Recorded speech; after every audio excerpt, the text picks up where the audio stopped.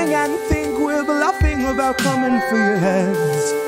Why play civil if you won't listen to 50,000 dead? Now we know our mission, we form a militia, make Congress a prison.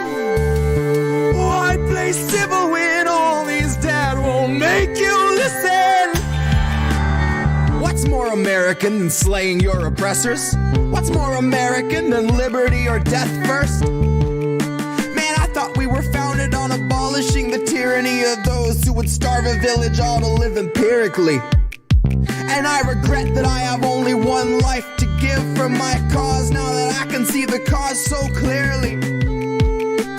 I want our leaders, regardless of party, to fear me.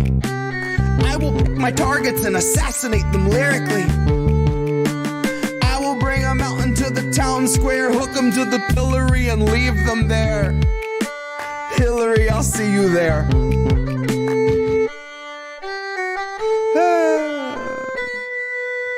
Hillary, I'll see you there. You can't keep giving us nothing and think we're bluffing about coming for your heads. Why play civil if you won't listen to 50,000 dead? Now we know our mission, we form a militia, make Congress a prison. Why play civil when all these dead won't make you listen? Welcome to the fantasy of rhetoric. Welcome to the last of the free speech while we can get it. And I promise you can get it. All you corporate Democrats, second wave Confederates, GOP illusionists, and neo-Nazi bureaucrats. And Stephen fucking Miller, I will see you in the aftermath. When all the laws are dust, there's just moral justice after that. And I will hunt you through the wasteland if it comes to that. So I can rub you in the dirt like a cheap human Brillo pad. I can sleep fine when our beds are burning, Stephen, but I'll turn around and run into the blaze to get my pillow back. As long as I can lay my head down, I can live with that. I can deal with a little ash. I can feel like a little of the old me burn with the bed and the rest of my past. The old world where we all lived and we can't get back. The old world where you didn't give and you'd still get back. Where you could rake in 12 billion and give none back. Those days are behind us, the virus will kill all that. Your wealth is behind us and kindness is meant for the past. Our leaders would bind us and starve us and call it a fast. A sacrament meant for their God that they garnish in cash. And they feed it the poor by the hundreds, that's all that it asks. Its hunger is legion and people in need are all it will have. So our only chance is to starve it and hope that it turns on them.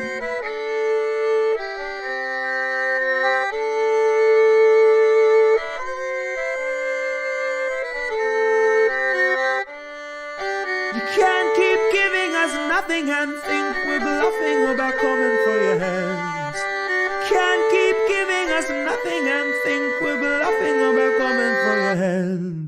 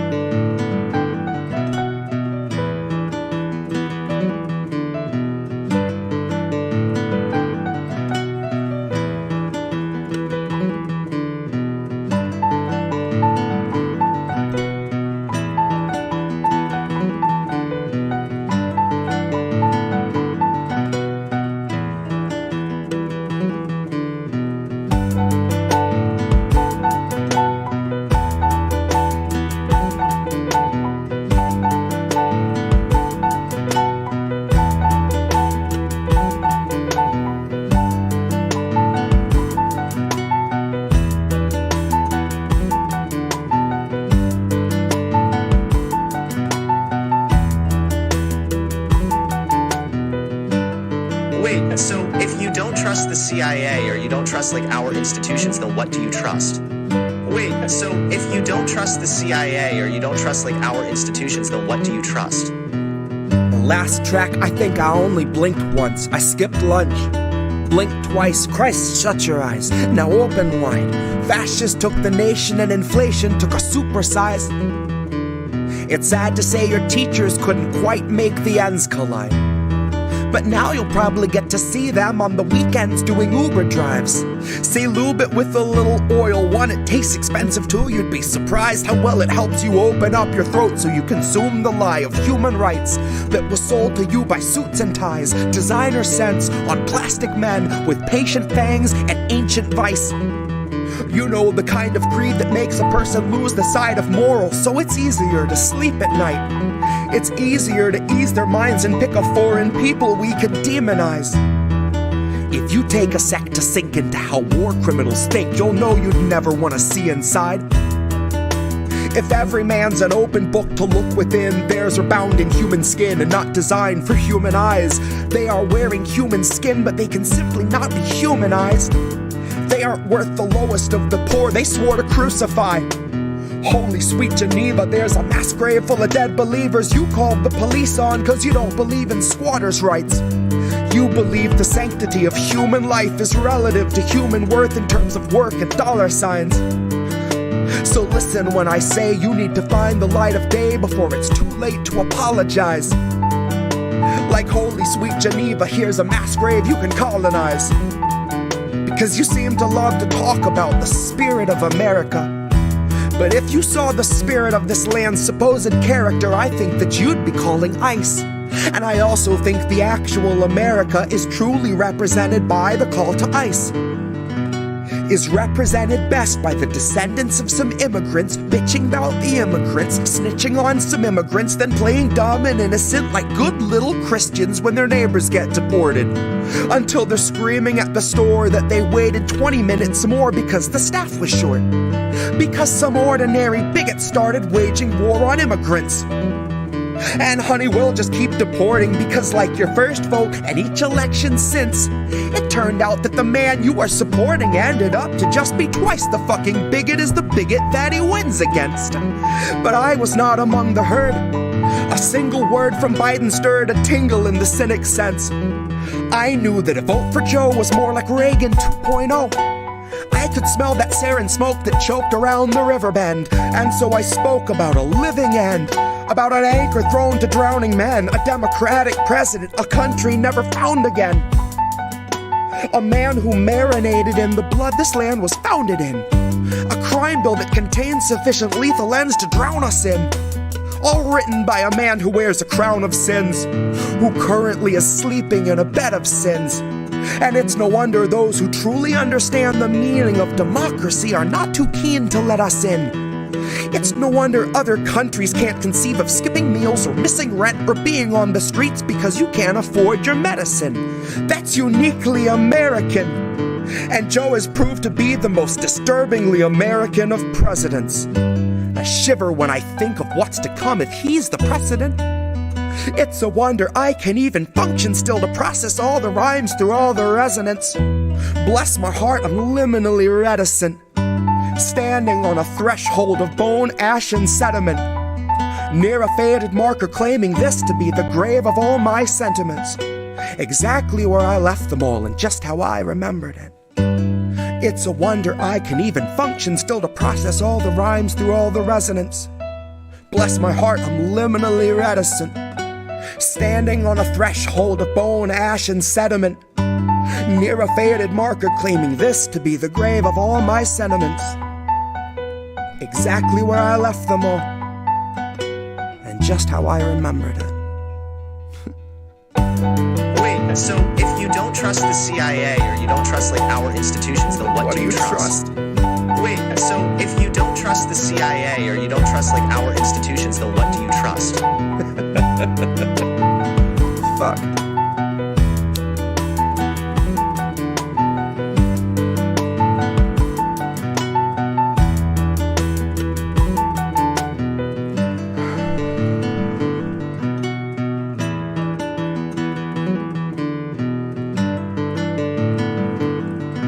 Wait, so if you don't trust the CIA or you don't trust like our institutions, then what do you trust?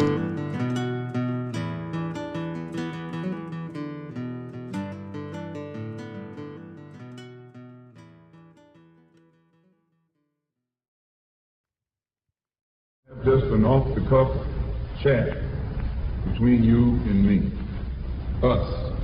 We want to talk right down to earth in a language that everybody here can easily understand. Who are these people? It's us. We're these people. I love that intro. I love that intro so much. I'm here with a different co-host this time, Oz LaFave. Hey guys, thanks so much for having me on. Friend of the show, DJ Joe Nice. How are you, friend? What's good? And you hear Nick say this all the time. The United States is the most propagandized country in the world. We are so fucked, you guys. Again, I'm sorry for being cynical, but seriously, we're fucked. We are fucked. We are well and truly fucking fucked. Just appreciate all the work that you do and the platforms that you all are providing. Hey, you. Doing good. How are you guys doing?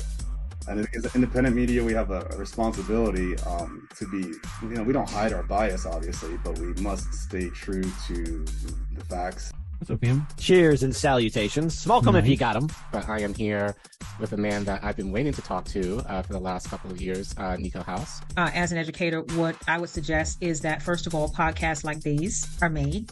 So you need to be an example for the people and for the future, knowing that your words can actually change the future. What do you feel? What would Kwame Ture feel we would have to do? Well, politics is every day of every minute. You have to be aware of what's going on. Not voting on one day, so the vote has never meant anything. So I'm not a Democrat. See, I would call that guy the Black Obama. No. The issues that we talk about, listen to us. As always, kids, labels are bad. Stay independent. Good night, fam. INN News. What's up, everybody? There's another episode of INN News. I'm here with my lovely co-host, as always, Collin Radix-Carter, a.k.a. Care Bear. Hey, Bear, do you know what day it is? Hello. Everyone should know what day it is. It is Wednesday, my dudes. Yeah. Another week. Another fun week. Yeah, another fun week. So, rolling into 2024 and all the things and the craziness that is already happening. Yeah. Yes, it is. And, I mean, give us a little bit of a break, please. But no, 2024 no, we gotta have jellyfish, aliens, and secret tunnels. Don't worry about it. It's gonna be fine. It's gonna be a-okay. Oh, God. So, that's what my entire feed is right now, is jellyfish, aliens, and tunnels. That's all it is. How did the algorithm manage to pull that off for you? I don't know, man. It literally was like it was every tweet was alien, tunnel, alien. I'm like, what happened? Like, probably from your AI stuff that you do. A little bit, yeah, probably. It's also like, I think Twitter now looks at like how long you look at a tweet, and bases their algorithm a little bit off that now as well. So it's like, you got to be cognizant to like keep scrolling past stuff you don't like, like, sure. So anyway, you ready to get into some stuff?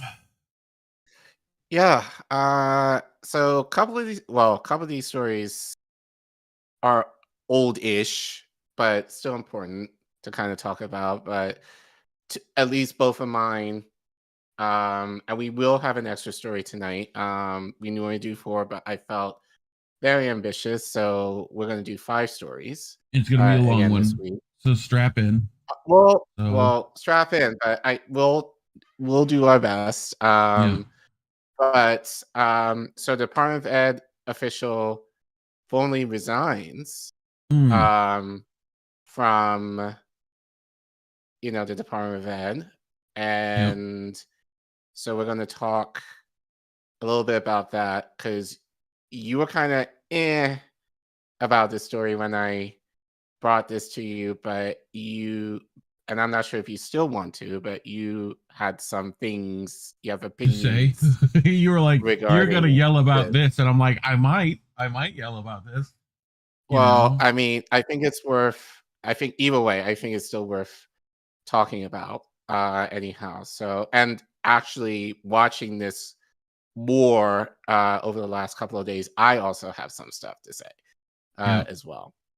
So I think it'll be an interesting conversation to kick things off tonight. Yep.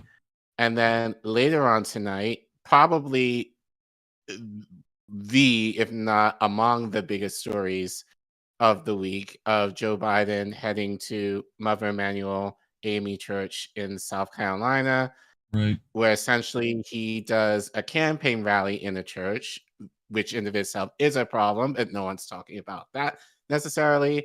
But he got heckled by pro-Palestine protesters, and social media and mainstream media are all in a tizzy and claw-patching about how wrong it was for protesters to come into a Black church and God forbid, actually demand a ceasefire.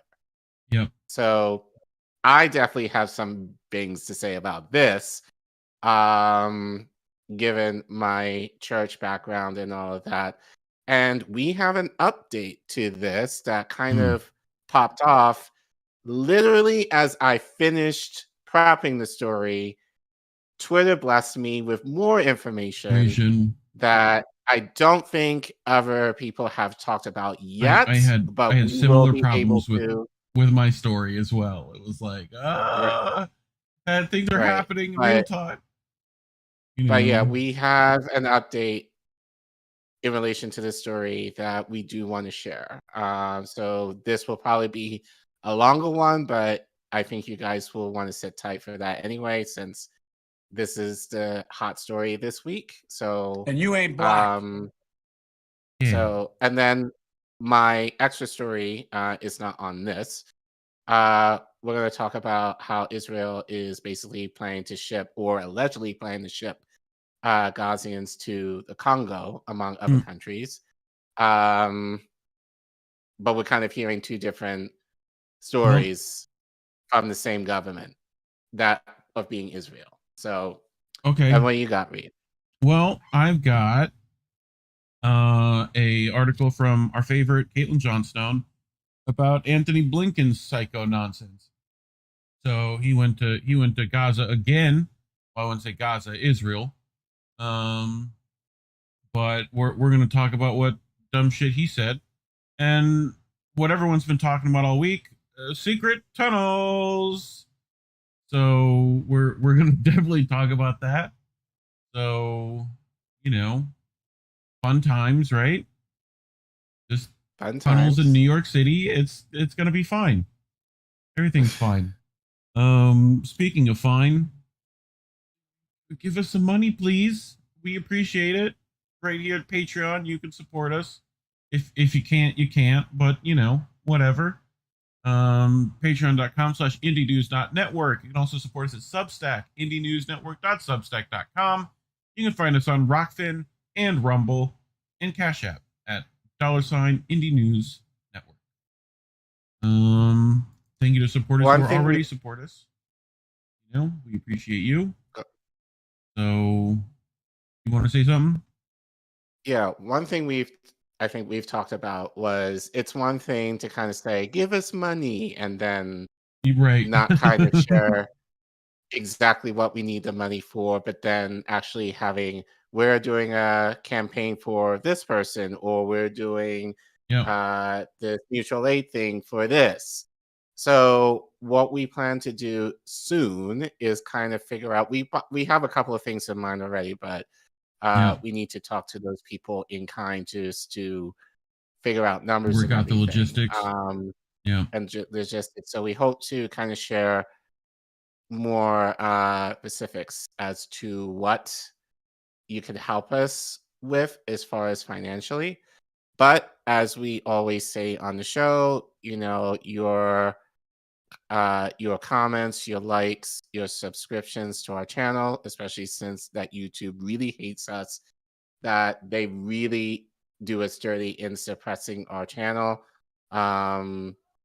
It's just so funny that I have to type in the whole channel in our feed and search in order to pull up our channel, and I'm subscribed to it. It doesn't show. If you put in Ian and News, we're we have 100 episodes of Ian and News, but yet, Like none of them come up. So Right. We like anytime we go live, it doesn't appear on my home screen, even though I'm Yep. subscribed.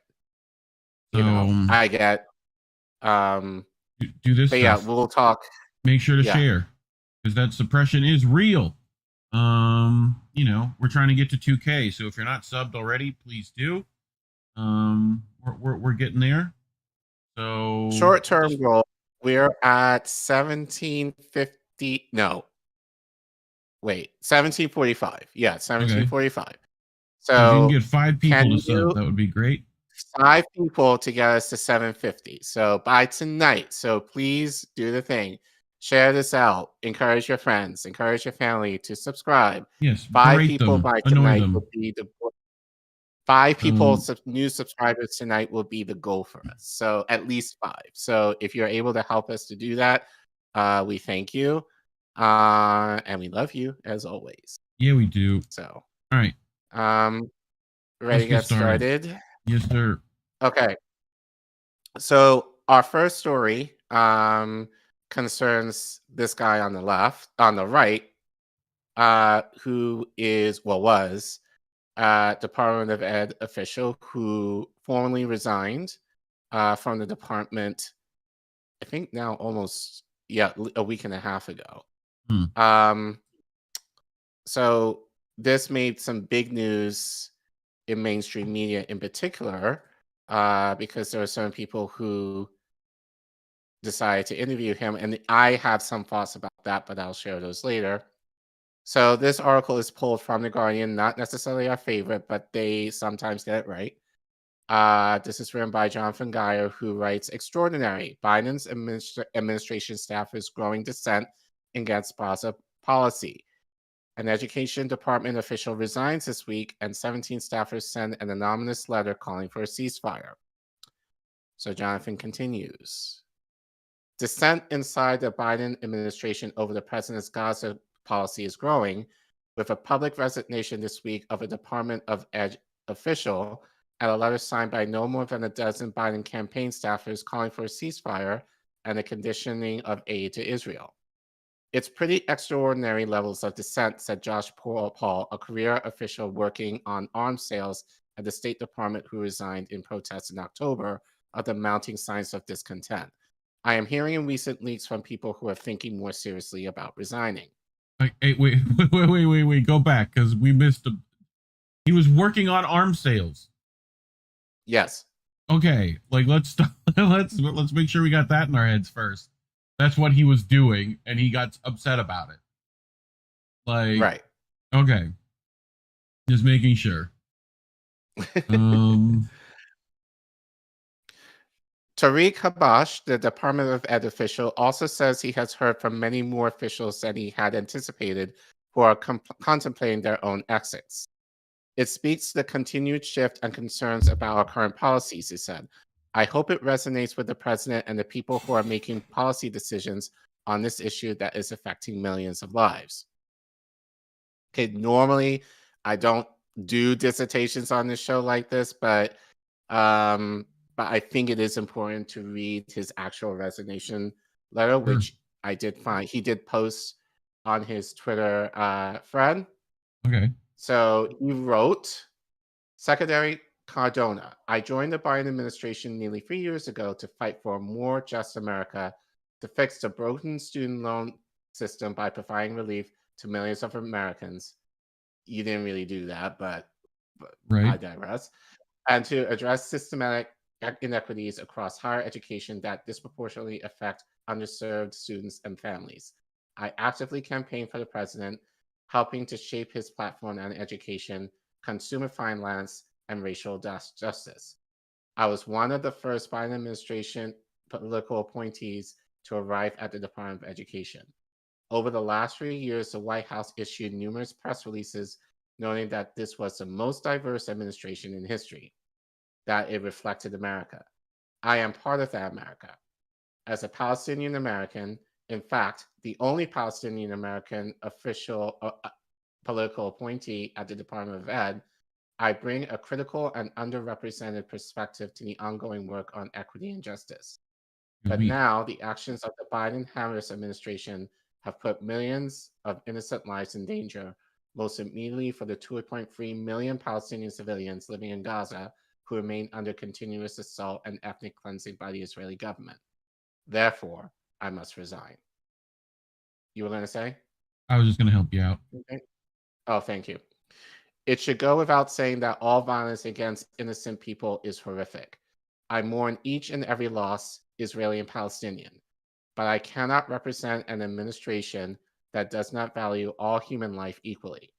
I cannot stay silent as this administration turns a blind eye to the atrocities committed against innocent Palestinian lives in what leading human rights experts have called a genocidal campaign by the Israeli government. You can stop there. I cannot be quietly complicit as this administration fails to leverage its influence as Israel's strongest ally to halt the abusive and ongoing collective punishment tactics that have cut off Palestinians in Gaza from food, water, fuel, electricity, fuel, and medical supplies, leading to widespread disease and starvation.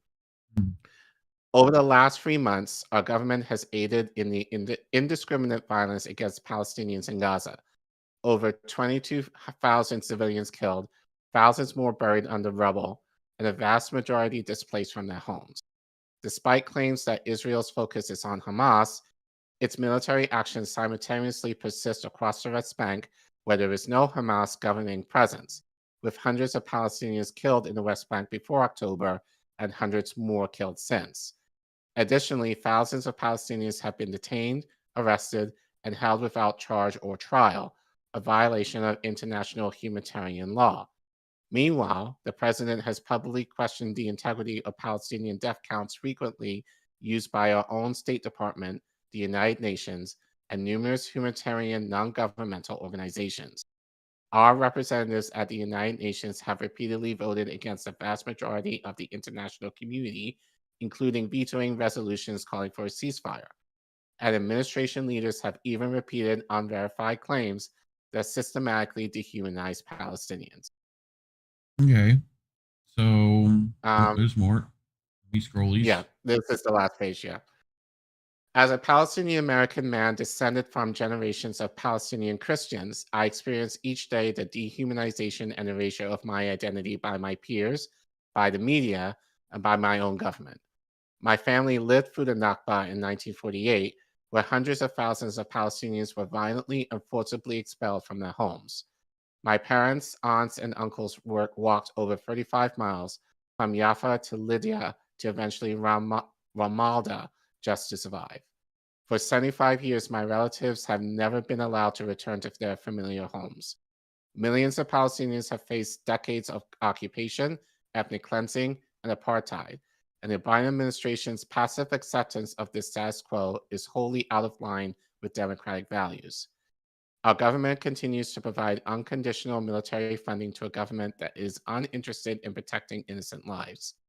We've seen thousands of children, over 100 journalists, and countless medical professionals killed in Gaza. These deaths are just unjust. They violate our moral obligation as stewards to our country's tax dollars. They violate our obligation to abide by international humanitarian law, and they violate every level of human decency. As a higher education expert, it is also impossible to ignore the impact of this conflict across American colleges and universities. Jewish, Muslim, and Arab students on college campuses have expressed feeling less safe, and we have seen alarming violence across the United States against Palestinian and Muslim Americans who have been shot, stabbed, and even hit by cars. The Department of Ed must play an active role in supporting institutions as they respond to the needs of students, faculty, and staff. This includes protecting all students who choose to exercise their First Amendment right to engage in nonviolent actions, including expressing solidarity with Palestinians in Gaza, who have suffered tremendously in recent weeks and for years before the current ongoing violence. Let me be clear. Anti-Semitism, anti-Palestinian sentiment, and Islamophobia are all abhorrent. We must not allow it in any form to permeate our society, schools, or life. But simply put, criticism of the Israeli government and its violations of international humanitarian law is not anti-Semitic. claims that contemplate criticism of Israel's government with anti-Semitism only seek to silence dissent against a foreign government. Unfortunately, this obfuscation has been the primary objective of right-wing extremists who do not have Jewish or Arab students' safety in mind as they attempt to equate calls for a ceasefire with anti-Semitism. Attributing the actions of Israel to all Jewish people makes them inherently less safe. Similarly, conflating all Palestinians with Hamas, something Israeli government officials have continuously attempted to do, makes Palestinians and Muslims everywhere less safe. Though I can no longer represent this administration, it has been a privilege to work with countless dedicated, thoughtful, and compassionate individuals across the federal government who care about making our country better. In a world too often marked by turmoil, I fervently hope for a future where we collectively embrace diplomacy before violence, communication before intransigence, and understanding before hate in order to pave a way forward lasting peace. So, that was from Tariq that he dated January 3rd. Yeah. You believe? Well, I mean, he's getting the Palestine stuff right. You know? So, well, I would expect him to, given he's Palestinian. And, you know, but I do have some stuff to say, but I think it will kind of make sense as I get into this. But as he wrote, I mean, I don't really have an issue with anything of what he wrote necessarily, but I think that I do have some issues of what he has said after this. Sure. That being said, let's continue to the article now. Mm-hmm. So back to The Guardian. A day before Habash quit, 17 current campaign staffers anonymously called for a ceasefire and conditioning military aid to Israel. The letter urged Biden to take concrete steps to end the conditions of apartheid, occupation, and ethnic cleansing that are the root causes of this conflict.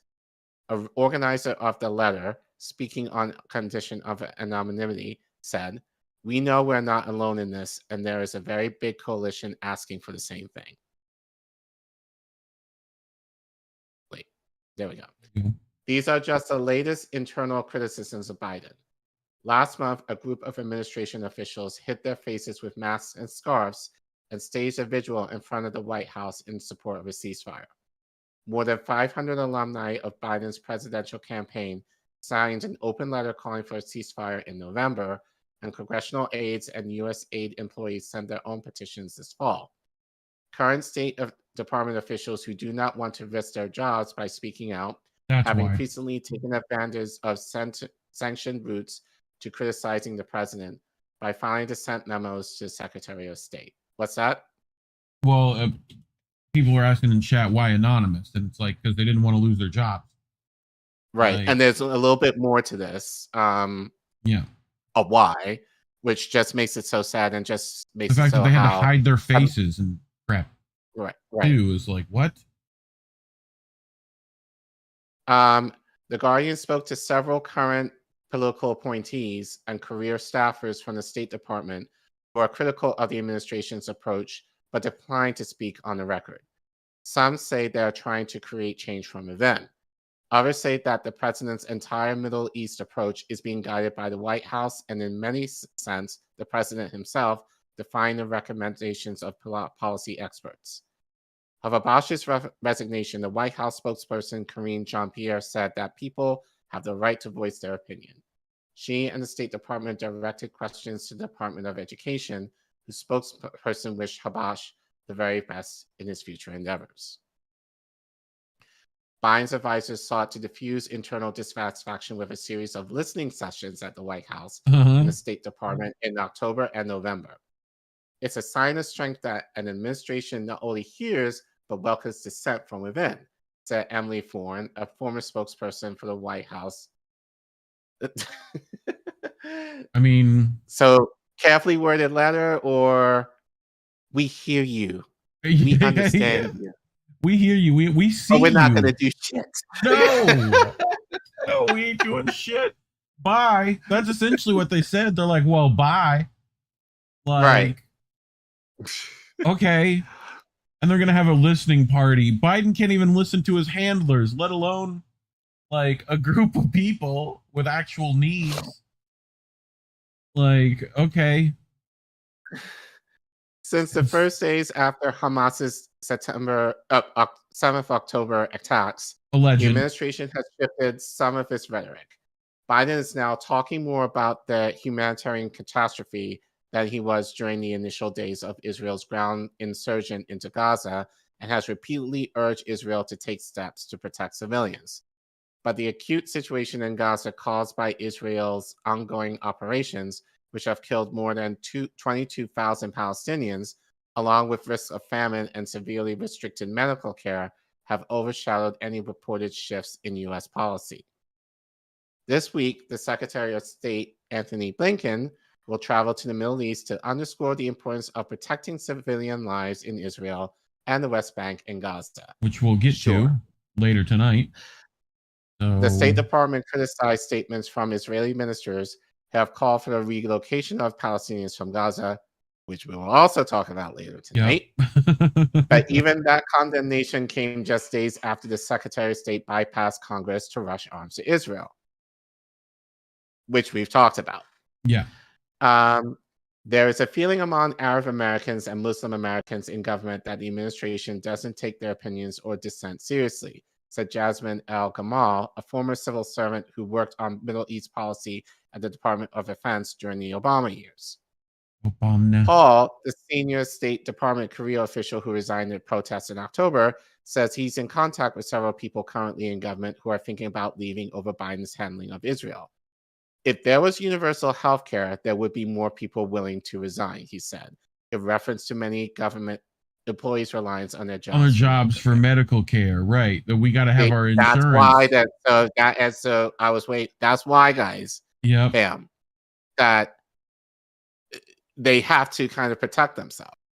Right. You know, especially given how powerful the Israel lobby is, like they will be forced out. You know, they could be, sure. They could be, but then more often than not, or the fear of them being let go, and again, as they said, or leaving, they'll lose their benefits. Right. So even in government, like the lower levels of government, there are people who are worried about the same shit that we are. Right. In terms of employment, in terms of keeping your employment in order to make to keep your livelihood, essentially. Like if you have family or if you have a sickness that you have to stay at your job. Yep. So just kind of shows how fucked up our government is, even for the people within it. Habash's resignation, coupled with the 3rd of January letter from current campaign staff, consummates fears that Biden could be losing important members of his base as the 2024 presidential election begins in earnest. Even former Obama administration officials now hosting popular podcasts like Pod Save America have become vocally critical of Biden. Yeah, sure. Whatever the fuck you okay. Like, if you think they're being critical, you're wrong. Like, the campaigners' letter said that re-election campaign volunteers quit in droves, and people who have voted blue for decades feel uncertain about doing so for the first time ever because of this conflict. I mean, it's more than just this conflict, but yes. For now, the dissent does not seem to be affecting Biden's approach or that of the close-knit circle of advisors around him. A former official speaking on the condition of anonymity downplayed the resignations and open letters. Some of these criticisms resonate, but I don't see them actually making a significant difference, they said. The times when it matters to this administration is when it starts to play into domestic politics, and becomes a concern for the next election. And which they don't care. Right, but they basically said the quiet part out loud. Like, yes. They feel like people, and I think in a way they're right, at least prior to this, that I would say generally Americans do not care about foreign policy. They do not care, or maybe are ignorant. Pasta put out a poll the other day like not his poll, but like a poll of like it's becoming a much higher factor that foreign policy is playing. It's like something like 60% of Democrats and like 50% of Republicans or something like that are caring more about it than other things. Right, especially with social media and like how people can actively say on Instagram, TikTok, wherever, your policies are affecting my livelihood in this country. Yep. And so people are beginning to be more vocal about that. Right. So, well, it's right in their face. So, you can't avoid it. So, but I think this administration, or at least the handlers around Biden, kind of feel like, it doesn't matter because typically Americans don't care, you know, so we're good. So they're fucking around. So, and as the saying goes, they'll find out soon enough. Habas says he remains aligned with much of Biden's domestic policies. Okay. So, like what? Yeah. So, like, and hopes his departure pushes the president to change course on Gaza. Our elected officials are not in touch with their base and their voters. So I think,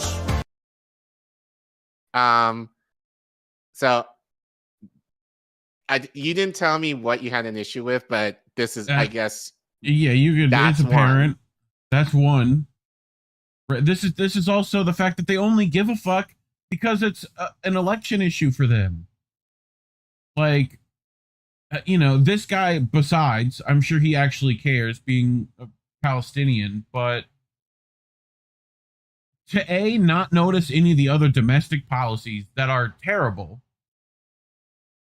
Like, I mean, it's just, it's so frustrating. I will say that, even the fact that he's in the Department of Ed, student loans, and we've gone ad nauseum on this show. Like, I'm seeing on Reddit, and again, like, the only reason that I was able to get my student loans forgiven, not because of the Biden administration or this guy. No, it was like Bush. Reddit. Yeah. Reddit saved my ass. Yeah. Shout out to Reddit. But like, I'm still in that subreddit, regarding student loans, and there are people still bitching, and rightly so, about how fucked up, like, even just trying to get their student loans forgiven is like still a task for many people. Yeah. So if they can afford it at all, which has been the problem. I mean, you talk about universal health care, universal education is also important. So I don't know. It just frustrates me that it's like, it's this. Well, seems it's that this is the only issue Joe Biden has. That's what they're trying to make it seem. Like, in terms of, this is a one issue that not as many people care about as social media or otherwise believe that they do. And honestly, given even this week in relation to Biden at Mother Emanuel on Monday, you would think that's the case, because there were many stands, or at least alleged stands, who are going to bat for Biden even in the midst of that. We'll get to that later. But, the idea that there's so many people who are really like apathetic to politics anyway, and now given what's happening in Israel and just a blatant disrespect in terms of our funding and just our allegiance to Israel at the cost of people here. It's very damning. And then, just with inflation and like finances and student loans and, all these issues that we're still kind of grappling with, that the administration is pretending that they actually did something for.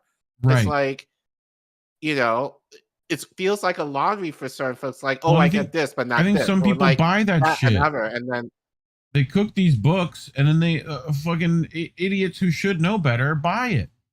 They're like, oh, well, they say they did. It's like, okay, but I guarantee you people's pocketbooks are still drying out. Tight. Like, So, like, people's day-to-day lives have not gotten better in any category. You know? Right. It's like that child tax credit didn't do much for everyone else. Like, and we talked about that too. You know, the two little crumbs they've given have been dog shit. So anyway, so Habash ended up on Joy Reid. Yep. Now, even with that, I'm kind of like, how did that happen? Or why did that happen? Because you would think that the administration would want to downplay it, but I guess not. So, so you're gonna hear what he says to her, you know, regarding his resignation here. We can play the whole thing, if it does play. But yeah, go ahead. The Israel-Hamas war is setting President Biden at odds with American voters, his own supporters, and members of his own administration. Late today, Tarek Habash, a first-generation Palestinian-American and Biden administration political appointee at the Department of Education, resigned over Biden's Gaza strategy. In his resignation letter to Education Secretary Miguel Cardona, Habash wrote, quote, "The actions of the Biden-Harris administration have put millions of innocent lives in danger, most immediately for the 2.3 million Palestinian civilians living in Gaza, who remain under continuous assault and ethnic cleansing by the Israeli government. Therefore, I must resign. I cannot stay silent as this administration turns a blind eye to the atrocities committed against innocent Palestinian lives in what leading human rights experts have called a genocidal campaign by the Israeli government." And joining me now for his first television interview since resigning late today is Tarek Habash, now a former Department of Education Special Assistant. Tarek, thank you for being here. Thank you so much for having me. So you started out on the Biden campaign as an idealist. Yeah. What was the final straw in saying, I can't stay here anymore? You know, Joy, I worked on the administration's agenda for the last 3 years. I volunteered on the campaign, helping shape the education policy agenda, and we've done a lot of really great work. Unfortunately, all of that great work has been completely overshadowed because of the president's complete unwillingness to demand an immediate and permanent ceasefire, and it is creating immense danger for millions of Palestinians in Gaza, but also for Americans here at home. Yeah, and you cited in your letter some of the sort of restatements of false information that have dehumanized Palestinians. That would include President Biden, who did repeat early on, you know, some things that turned out not to check out, that accused Palestinians of, or accused Hamas of, but also just saying he didn't believe the numbers of Palestinian dead, which the UN believes. How did that feel just as a Palestinian American to hear the president say, I don't believe it? I mean, it's heartbreaking. It hurts. It is a dehumanizing thing to hear from the president of the United States, someone who you worked so hard to campaign for and elect and support his policies, that, you know, your life is not valuable. Your identity means less than other people's identities, and it's okay that tens of thousands of people who look like you and who have similar backgrounds and heritage are dying and being massacred, and that hurts. What was the reaction? What reaction did you get from Secretary Cardona when you handed him this letter? The secretary was extremely understanding. He was very supportive. You know, I think he always talks about putting faith and family first before work, and you know, he was extremely empathetic. He cares about me, and I appreciate that. I've gotten that type of support from across the administration, from colleagues at the Department of Education, but also colleagues in other areas of the government who have been wanting to speak out and who have been interested in dissenting. Do you get the sense that there are a lot of other people in the Biden campaign and in the administration who feel the way you do, that are maybe not saying anything? Yeah, absolutely. I think a lot of people are saying something.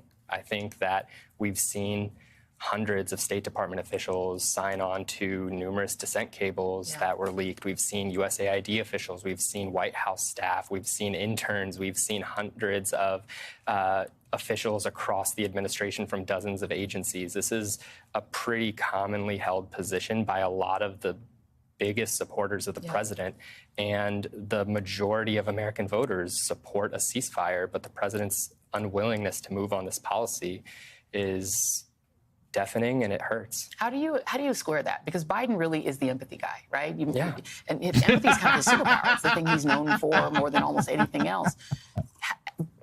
How do you square for yourself and explain why he doesn't seem to be able to project or have that empathy when it comes to the Palestinian people? Why do you think that is? I don't know the answer to that, to be honest with you. I agree with you that the president has always been the empathetic person, the person who you can look up to and relate to and share emotions with. But when it comes to Palestinians, it seems like, you know, we don't deserve the same type of empathy and humanization that other people do. And I think that's in part due to decades of dehumanization of Palestinians by our government officials, by our media, and it's extremely problematic. It undermines humanity for millions of people, and it allows for the undermining of humanity by people everywhere. You know, you were the only Palestinian American in the Department of Education, but you were also a campaign guy. You worked on the campaign.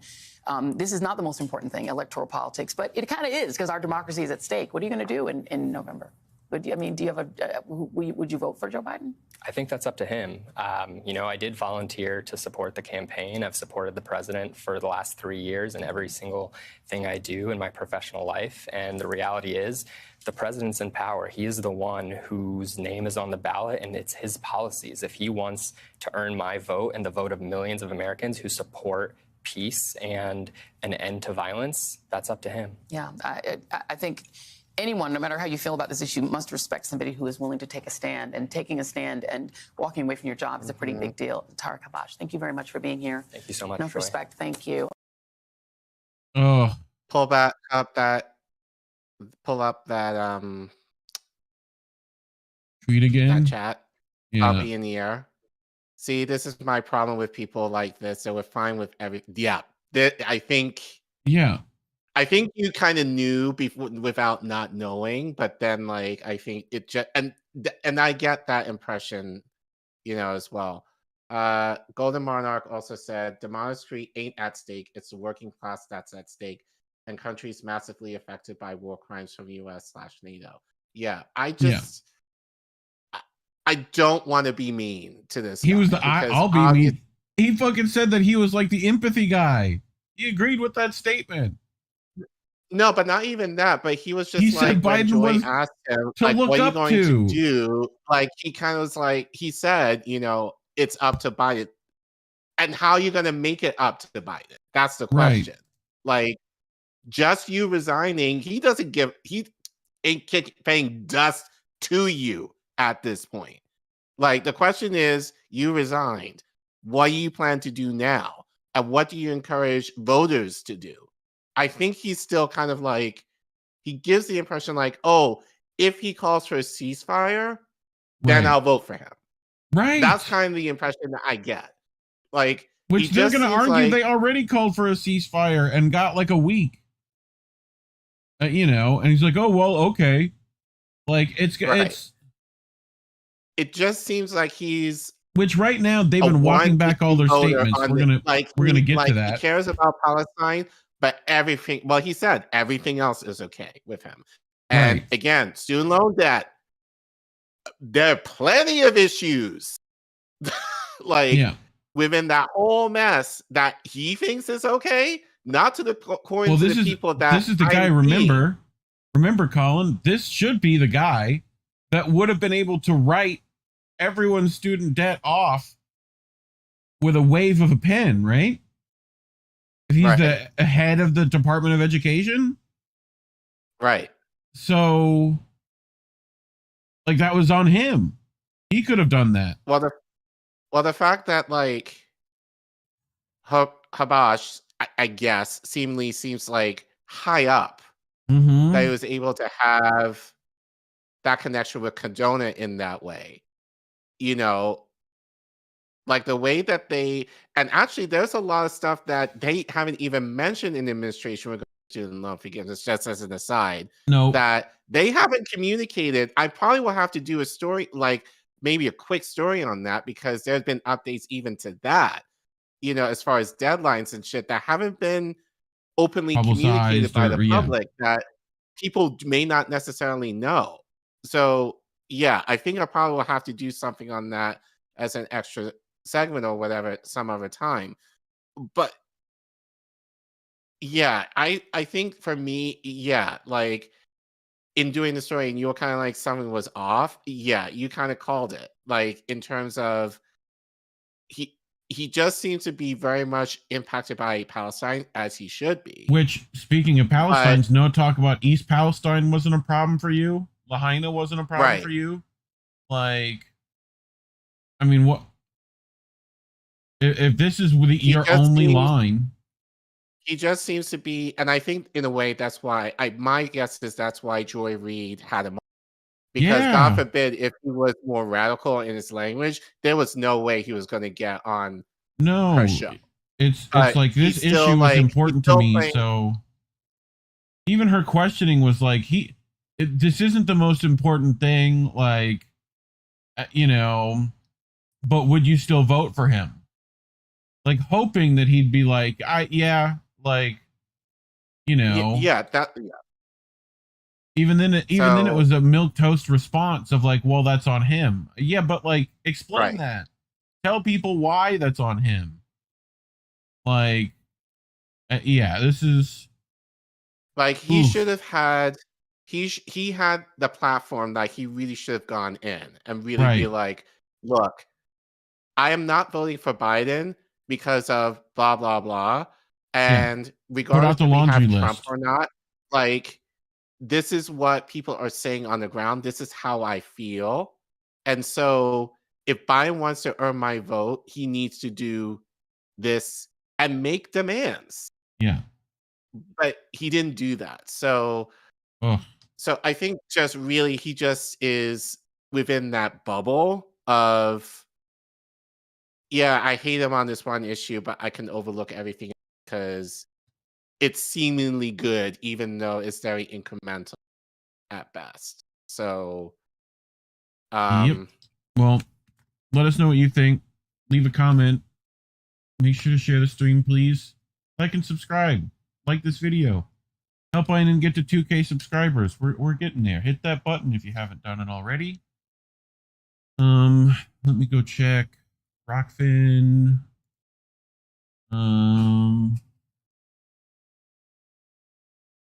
We got some people in there. Anna Mayers is in there. She tipped us $2, $3, I think. Hey, thank you. Knocked me over my 2 faves back to back. So appreciate you. If there's anyone Rumble, make sure you leave a chat. Let us know you're real people over there. Or if you're a lizard person, leave something in there too. I don't care. Like whatever. But anyway, you ready for this one? Sure. All right. So, Caitlin Johnstone wants to tell you that Anthony Blinken is a psychopath, which we all kind of knew, but she's going to give us a little more context. Tony Blinken is a cold-blooded sociopath, he says. There's something about the job of U.S. Secretary of State that appears to require a significant level of sociopathy, right? So I would agree with her. U.S. Secretary of State Anthony Blinken just referred to the U.S.-sponsored assassination of yet another journalist in Gaza as a, quote, terrible tragedy, as though the reporter was struck by lightning or died in a car crash or something. Speaking at a press conference in Qatar on Sunday, Blinken was asked to comment on the murder of Al Jazeera journalist Hamza Dadou, who was killed in Gaza by an Israeli airstrike on a car he was traveling in with 2 other journalists, one of whom also died. Hamza Dadou was the eldest son of Al Jazeera Gaza bureau chief Walid Dadou, whose wife, son, daughter, and baby grandson were murdered in another Israeli airstrike in last October, and he was back the next day on camera. That motherfucker is a legend. Like, legit. More people should be like that guy. In response to an Al Jazeera reporter's question about whether the United States condemns the murder of innocent journalists, Blinken replied as follows. Look, Collin, we get to hear Blinken. Yay! God. I am deeply, deeply sorry. 110 journalists being targeted by the IDF, including our colleague, son of our colleague, Mahmoud Wa'il al-Tahdoun, Hamza Wa'il al-Tahdoun. Is the United States condemn targeting journalists? I am deeply, deeply sorry for the almost unimaginable loss suffered by your colleague, Al-Madou. I'm a parent myself. I can't begin to imagine the horror that he's experienced, not once, but now twice. This is an unimaginable tragedy, and that's also been the case for, as I said, far too many innocent Palestinian men, women, and children. Okay, and just okay, lying and through teeth. But you know, I will say this: like, he was uncomfortable as hell. So, like, look, and and that's what needs to happen. Like, for all of our politicians, they should feel that uncomfortable if they're not doing what we're counting them to do. So, but Tony Blinken, do you condemn hummus? Do you? Crocodile tears from Blinken the Butcher. Blinken just called the killing of the son of Al Jazeera's Gaza bureau chief an unimaginable tragedy. No, it's a crime, one that Blinken perpetrated. When asked directly, Blinken didn't condemn Israel's targeted murder of journalists. I'm deeply sorry for your loss, but I ain't gonna do shit to try and change it. Yeah. So we hear you, we see you. Right. I am deeply sorry for the almost unimaginable loss suffered by your colleague. I am a parent myself, which fuck you. I can't begin to imagine the horror that he's experienced. No, you can, because you've been seeing the videos. Not once, but now twice. This is an unimaginable tragedy, and that's been the case for, as I said, far too many innocent Palestinian men, women, and children.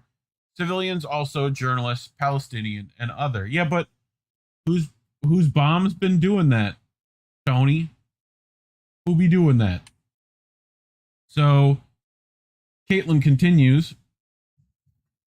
Blinken went on to acknowledge the scores of journalists who have been killed in Gaza, saying that this shows the need to get humanitarian aid into the enclave and achieve a lasting peace. What Blinken did not do is issue anything resembling a condemnation of Israel and the clear and demonstrable fact that it has been highly focused on the task of murdering journalists in Gaza. He just offered his deepest condolences for Dadou's death, framed it as a passive tragedy instead of an active assassination using highly sophisticated military technology under the sponsorship and support of the United States, and moved on. It's hard to say who's worse, the far-right Israelis who openly revel in the butchery they are inflicting in Gaza, or the liberal Americans who directly sponsor that butchery and then look you dead in the eye and tell you how deeply, sincerely sorry they are to hear that another person in Gaza has died in a tragic accident. Blinken is always doing sociopath. Yes. Or what I got a lot of Twitter for the last couple of weeks is I don't give a shit of what's happening. Like, it does not apply to me. Mm-hmm. So, especially among some black people that I saw on Twitter, which we're gonna get to. Oh no! Yes, we will. So, Blinken is always doing sociopathic stuff like this. Late last night, he tweeted that this was an extraordinary, dangerous year for press around the world. Many killed, many more wounded, hundreds detained, attacked, threatened, injured, simply for doing their jobs. I am profoundly grateful to the press for getting accurate, timely information to the people.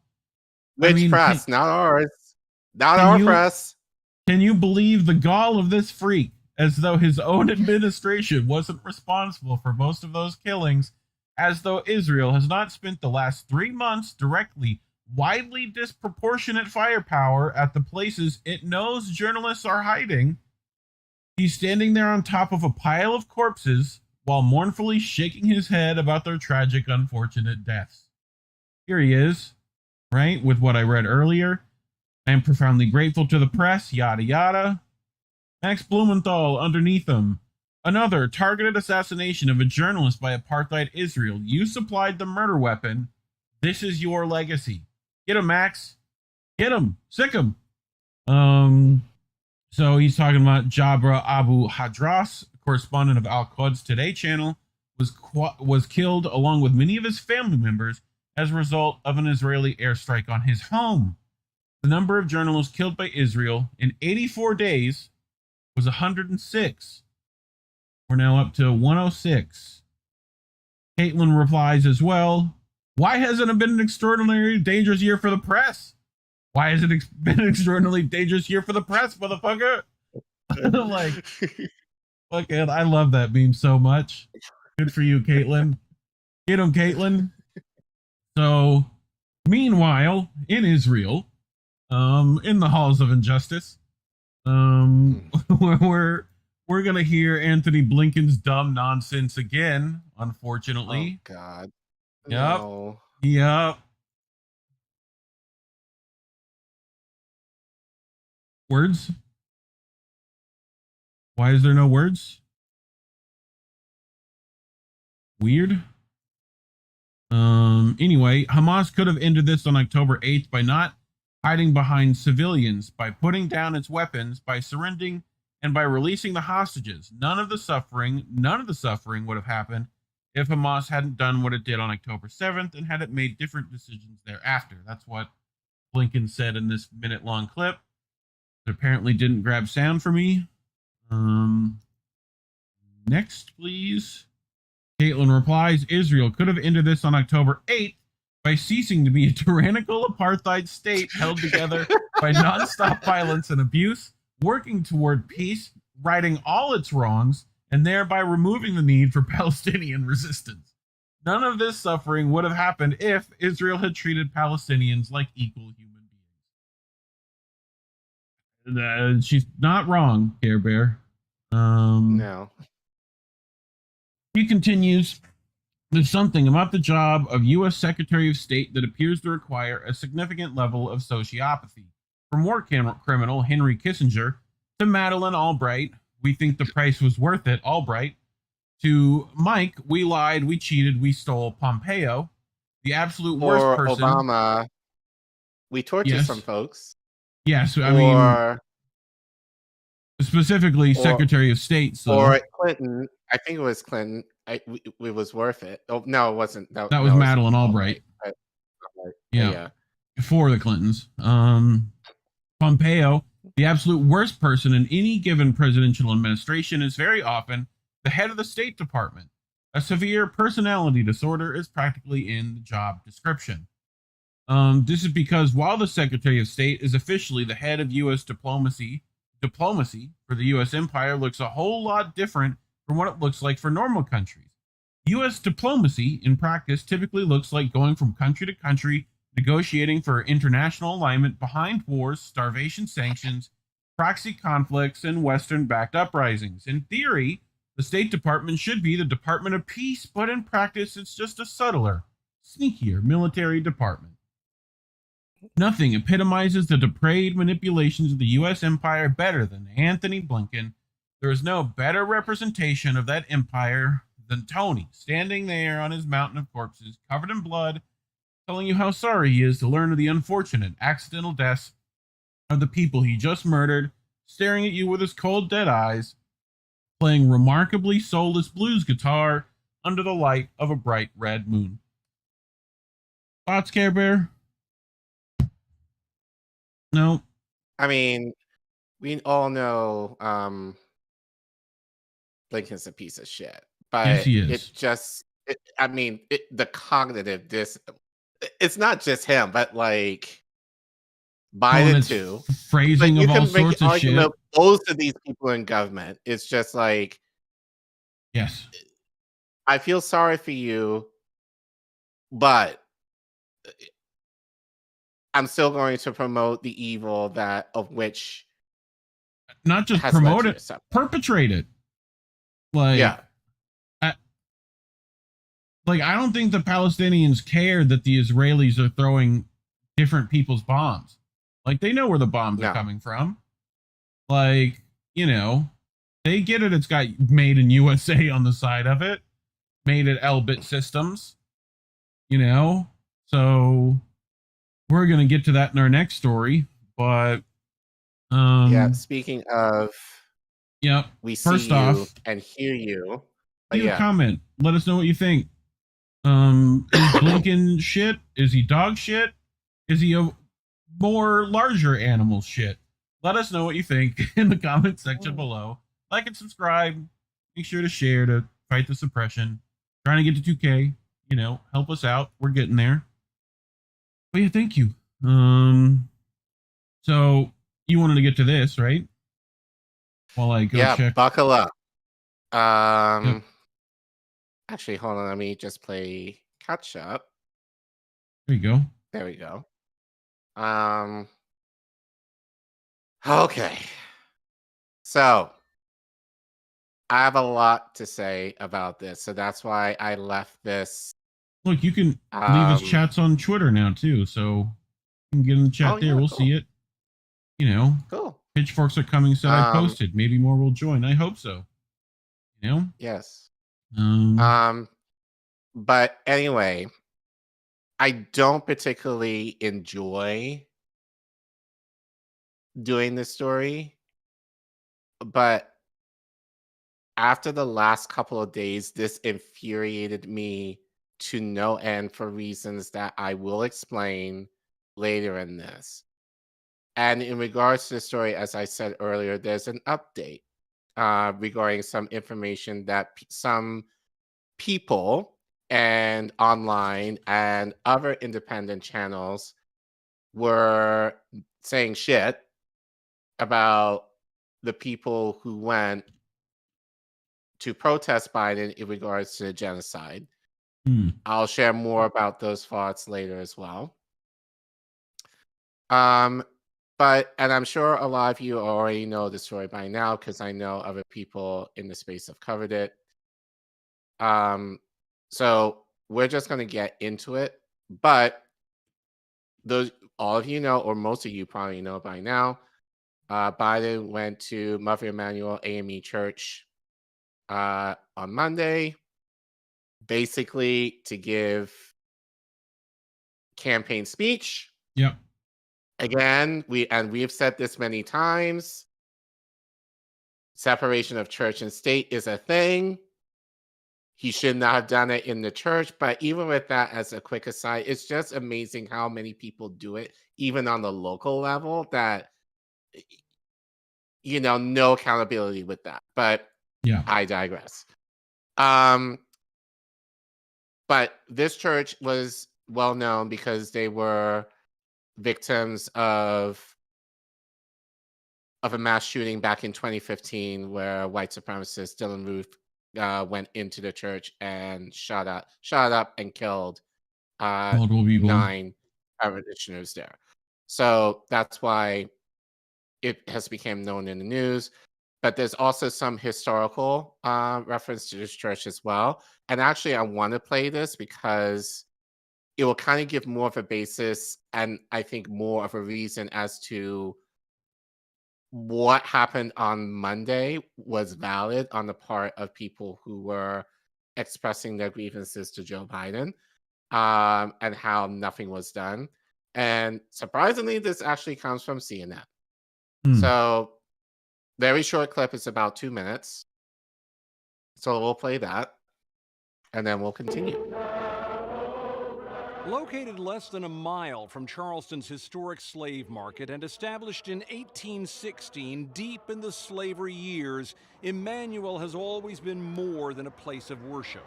As the oldest African Methodist Episcopal church in the South, it is a living testament to the trials of Black America. Here, one of the church founders tried to organize a slave rebellion almost 200 years ago, only to see the church burned to the ground when it was discovered. More than 300 alleged plotters were arrested, 35 were executed. Here, runaway slaves were secretly helped on their perilous journey north. Here, Martin Luther King Jr. invited new generations to march for equality, even as white supremacists were still hoisting their own crosses. Through it all, Emmanuel has been a leading force for AME churches and outspoken leaders. People like Frederick Douglass and Harriet Tubman and Rosa Parks belong to it. And the AMA Church is always about human rights and civil rights. The Black Church has always been our freedom house. Alton Pollard is dean at the Howard University School of Divinity, and he says Emmanuel led the way for so many black churches by being a place where African American politicians, leaders, organizers, teachers, and more could find acceptance when they were barred from so much of America. You know that you will come there unfiltered. You will come there without recrimination made against you. So no matter the disparages of the larger social order, you come here and you can learn how to be as fully human as you are. That's what Emmanuel meant. Yes, yes, absolutely. And part of that means the affirming of every single person who comes inside our doors and those who are within the communities around us. Well, it's funny how the pastor mentioned that is a place where voices were affirmed, but not in this case of Monday. Like they cucked out, basically. So just to give you some history, like this church in particular was built on protests and resistance, as especially given the civil rights movement. So fast forward to Monday, Biden goes in there and tries to appeal to the Black boomer base. And we know what happens, but I take delight in watching almost this a happen. Boondocks episode, pretty much. Right. Pretty much. So let's play it. Without the truth, there's no light. Without light, there's no path from this darkness. If you really care about the lives lost here, then you should honor the lives lost and call for a ceasefire in Palestine. Ceasefire now! Ceasefire now! Ceasefire now! That's all right. That's all right. That's all right. That's all right.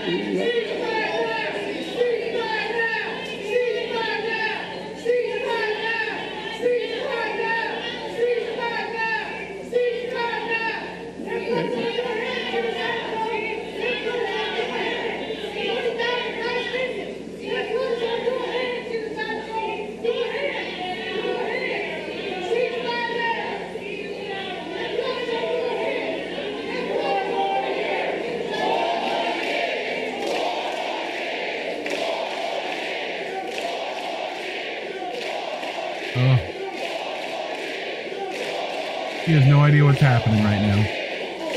No. No clue what's happening.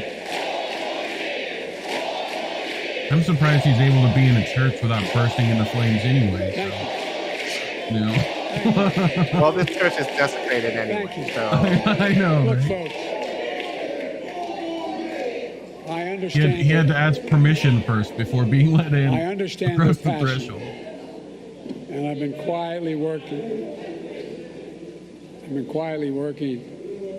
the Israeli government to get them to reduce and That's the significantly issue. get out of Gaza. That's the Using all I can to issue. do that. You've been working with the Israeli government. That's the issue. But I understand the passion. Look, folks, after the civil...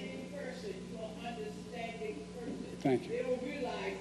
Well, thank you. Shut up. Shut up. How much were you paid for that? Look, after the Civil Someone got War, herself a new lace front tomorrow, defeated is what happened. Confederates couldn't accept the verdict of the war. They had Got her lost. nails did and everything. So they say they embraced what's known as the lost cause. a self-serving lie that the Civil War is not about slavery, but about states' rights. They've called that the noble cause. That was You can a actually lie. stop here. We're good. Yeah, like he's off on a fucking We're good. So tangent. yeah, so we get the point. But oh god, I have a lot to say. Oh god, say that shit. Where should I begin? Okay.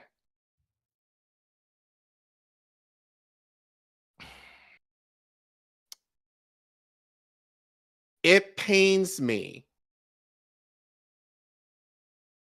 Biden being there, stumping, giving a campaign speech aside. Going back to the first segment, this is why Biden believes, and the administration believes, that the issue of Israel and Palestine is not going to mean anything in the end. Because, unfortunately, in this case of my own people, of the older generation, who went through the civil rights movement, who should know better, that should be talking to us right now of how to resist, who had the opportunity to hear MLK, Malcolm X, all our figures face to face. And to forget all of that the moment that they were integrated,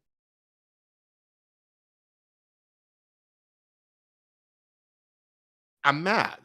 More than mad. Yeah. Well, it feels like they're being used. That's what it seems like to me. No, it's not that they're being used. They're comfortable. That's the problem. They're fucking comfortable. They got what they need. They have everything that they need. And they're like, fuck you, younger generation. Oh, no, actually not fuck you. Like, you guys complain too much. Like, you complain about, oh, you don't have housing, or oh, you can't pay your bills. The world's on fire. Like, oh, we're good. Right. We're eating good. Yeah. And we're close to death. So we got everything we need right now. Shit, our buddy Clyburn had a fish fry with us last week. You know? Like, And I hate saying it because this is my community. But the fact that even among our elders in our community, that they, and shout out to my dad. My dad is not this generation. My dad is as old as Biden. So he's silent generation. But he tells me all the time, every time I speak to him, it's like, what is wrong with our people? What is wrong with us? Like, and my dad's still fighting at 83. But even he is saying, like, I am tired. Like, he considers us lost. And given this, what happened here, I could see why my dad and people like him are just fed up. Because of people like this who are not encouraging us, younger generations, to do what these guys were doing many years ago. Yes.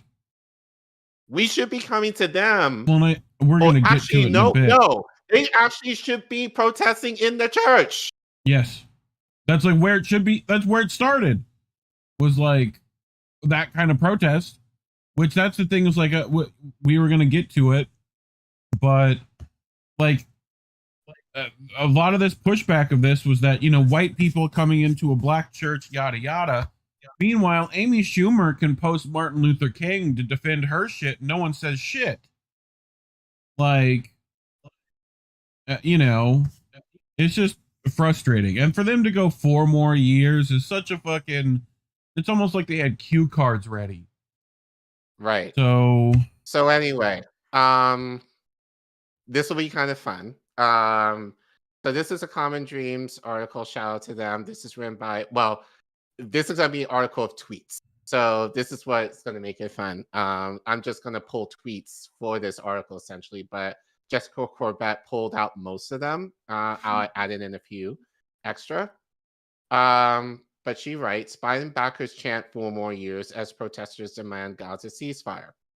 Biden, every American politician who continues to support arming Israel as it kills more and more Palestinians in Gaza every day, do not deserve a moment of peace in their public lives, said one critic. Can you pull back up from Gordon Monarch?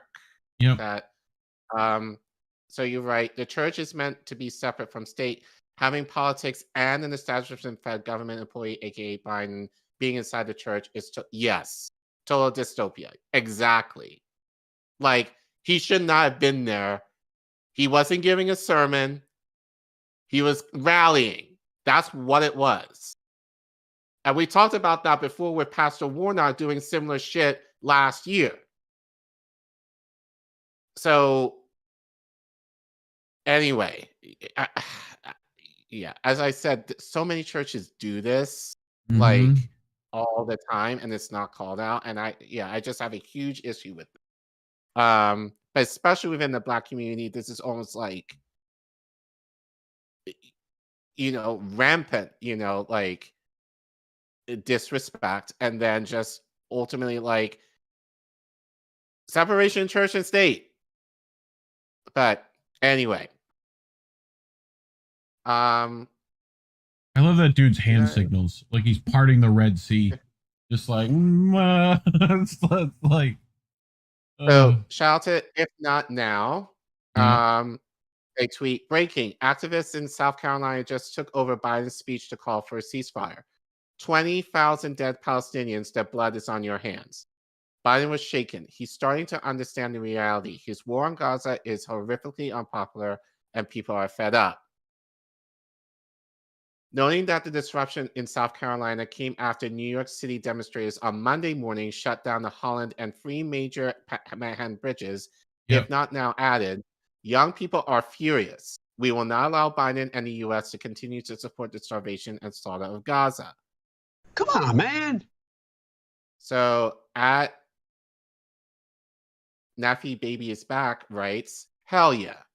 Biden and every American politician who continues to support arming Israel as it kills more and more Palestinians in Gaza every day do not deserve a moment of peace in their public life. Ceasefire now. Yep. Some Biden backers, criticized the protesters for targeting the president on hallowed ground, provoking responses that highlighted recent actions by Israeli forces in Gaza, from killing thousands of kids to bombing places of worship, as well as the history of this church, which was co-founded by Denmark Vesely, who was executed for planning a slave revolt. So, case in point, Miss Simone Sanders herself tweeted on Monday, Mother Emanuel AME is hallowed ground in the AME church community and in Charlestown especially. The shock of people in the crowd at protesters yelling out while President Biden was speaking from the pulpit cannot be understated. I too couldn't believe it. Pearls clutching.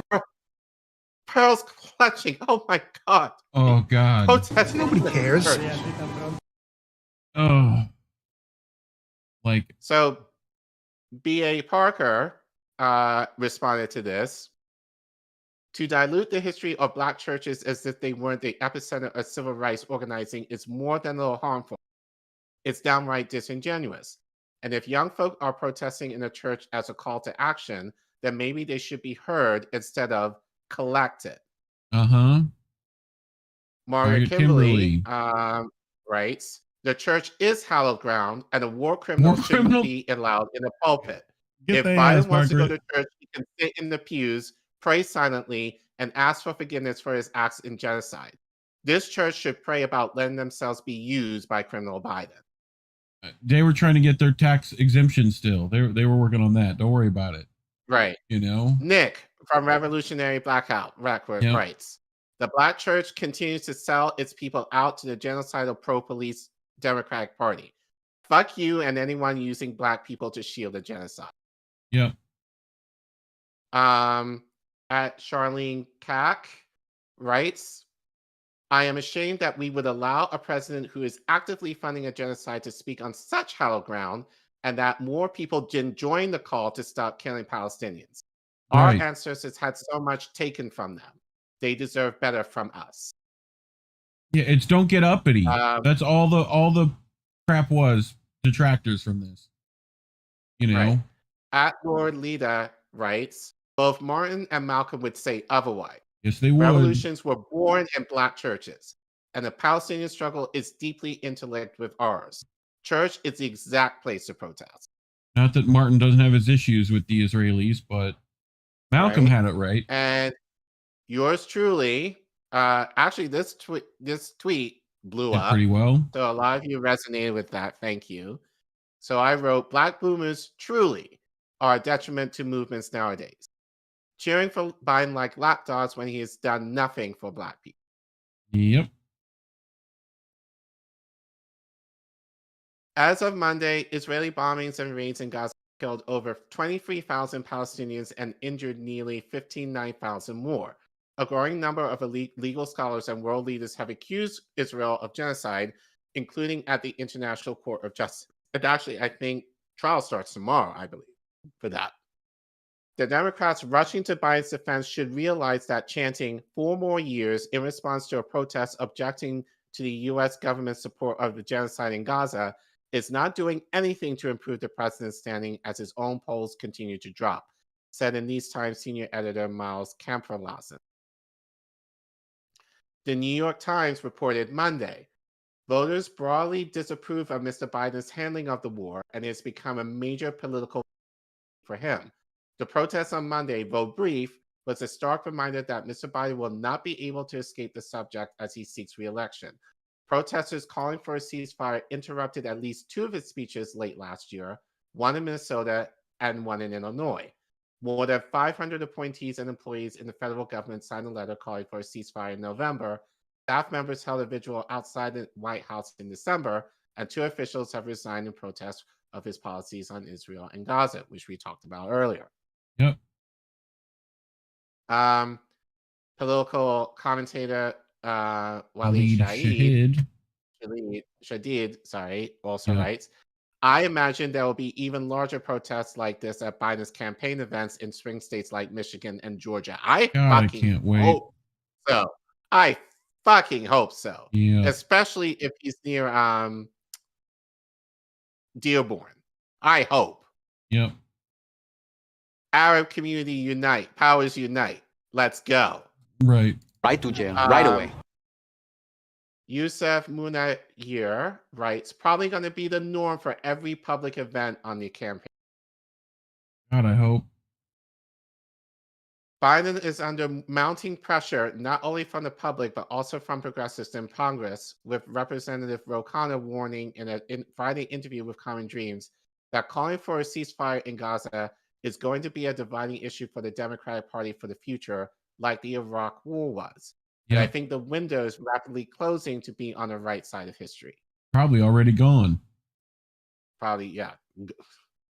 Referring to Israeli Prime Minister Benjamin Netanyahu, the Center for International Policy's Matt Dutz told MSNBC's Chris Hayes that Biden has essentially outsourced decision-making for an extremely consequential war to one of the most dangerous right-wing authoritarian leaders in the world, and I do use that term advisedly. The outrage at President Biden's handling of this war and his continuing unconditional support for this massacre that we've been seeing over the past 3 months is really off the charts, Duffs added, warning that the issue can impact the November presidential election. Yep. So I want to play this. Go back. Sorry. Yep. So I do want to play this. So this is Bree Newsom Bass. You probably have seen her being very vocal about this on Twitter, and I've enjoyed.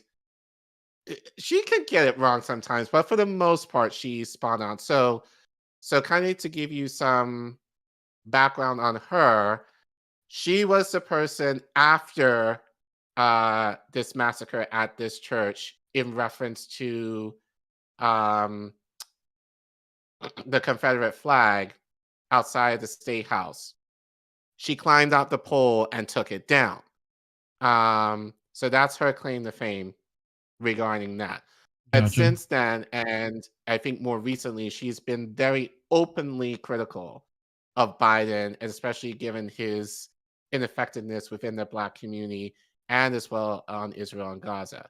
So I believe she went on Democracy Now! With Amy yesterday. At least this was premiered on yesterday. Gotcha. So we're going to hear her and her take on all of this bullshit. So you can go ahead.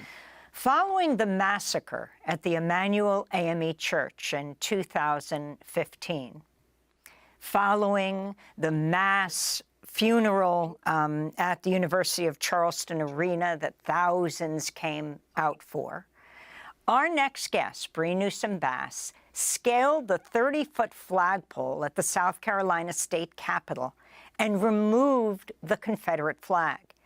As police officers shouted at her to come down, she shimmied to the top of the flagpole, took the flag in her hand and said, "You come against me with hatred, I come against you in the name of God. This flag comes down today." You come against me with hatred and oppression and violence. I come against you in the name of God. This flag comes down today. While Bree Newsome was arrested, along with an ally, it was only after this action that the Confederate flag was formally removed from the South Carolina State House grounds. Republican presidential candidate Nikki Haley was governor of South Carolina at the time. She has faced fresh backlash after she didn't mention slavery when asked about the cause of the U.S. Civil War during a recent town hall in New Hampshire. Well, for more, we're joined in Raleigh, North Carolina by Bree Newsome-Bass, artist, anti-racist activist. Bree, welcome back to Democracy Now! This certainly does take us back. As people debate whether it was Nikki Haley who ultimately forced the flag to come down, we're going to the woman who actually took it down and risked your freedom to do it. Talk about why you did that then. Ultimately, the legislature would vote to take it down, and how you feel about what's happening today. Yes, and thank you again so much for having me on. You know, I want to make it clear, yes, I did scale the pole and take the Confederate flag down. This was an issue that people had been protesting for years and years and years. And that's part of what made it so egregious in 2015 when we had the massacre at Emmanuel AME and South Carolina refused to lower the flag, because part of the reason why they were refusing to lower the flag is that they had passed a law in the year 2000 saying that it couldn't be lowered for any reason after they moved it from the Capitol Dome to the flagpole on the lawn where it was at the time that I took it down. So this had been going on for years and years and years.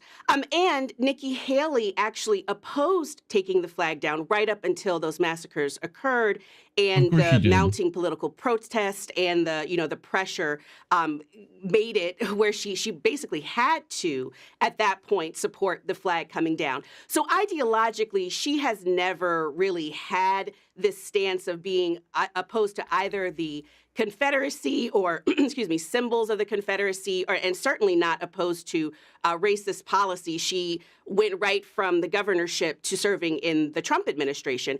And she's had a number of incidents over the years where the things that she says or the things that she does directly contradict with her, her claim of having led the way on taking the Confederate flag down. At one of her recent rallies, she played that song, Find Out in a Small Town, the song that people really raised a lot of concern about because it was obviously alluding to sundown towns and the racial violence that Black people have experienced here for decades and decades and decades. So this is not new for Nikki Haley. It just shows that she does not really represent anti-racism in any real way.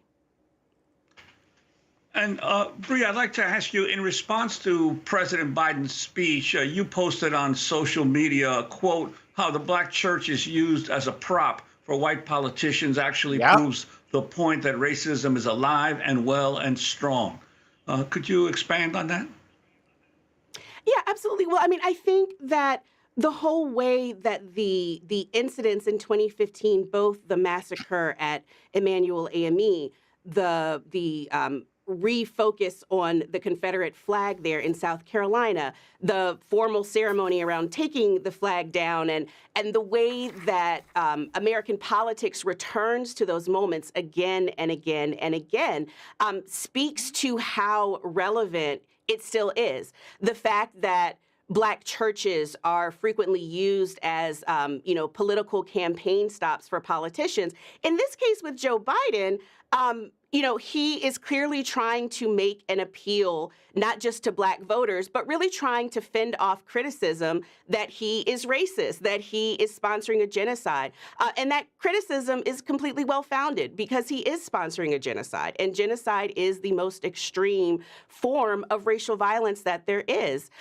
And so to use the pulpit at Emmanuel AME in this manner to make it a prop essentially for Joe Biden's re-election bid, to me, is the greatest assault on truth. I know Joe Biden stood there in the pulpit and said that there is an assault on truth that's happening right now. Joe Biden is in many ways leading that assault. And I know that he's running against Donald Trump, who we know is also a serial liar, but Donald Trump is not the one who is currently in office right now. It is Joe Biden.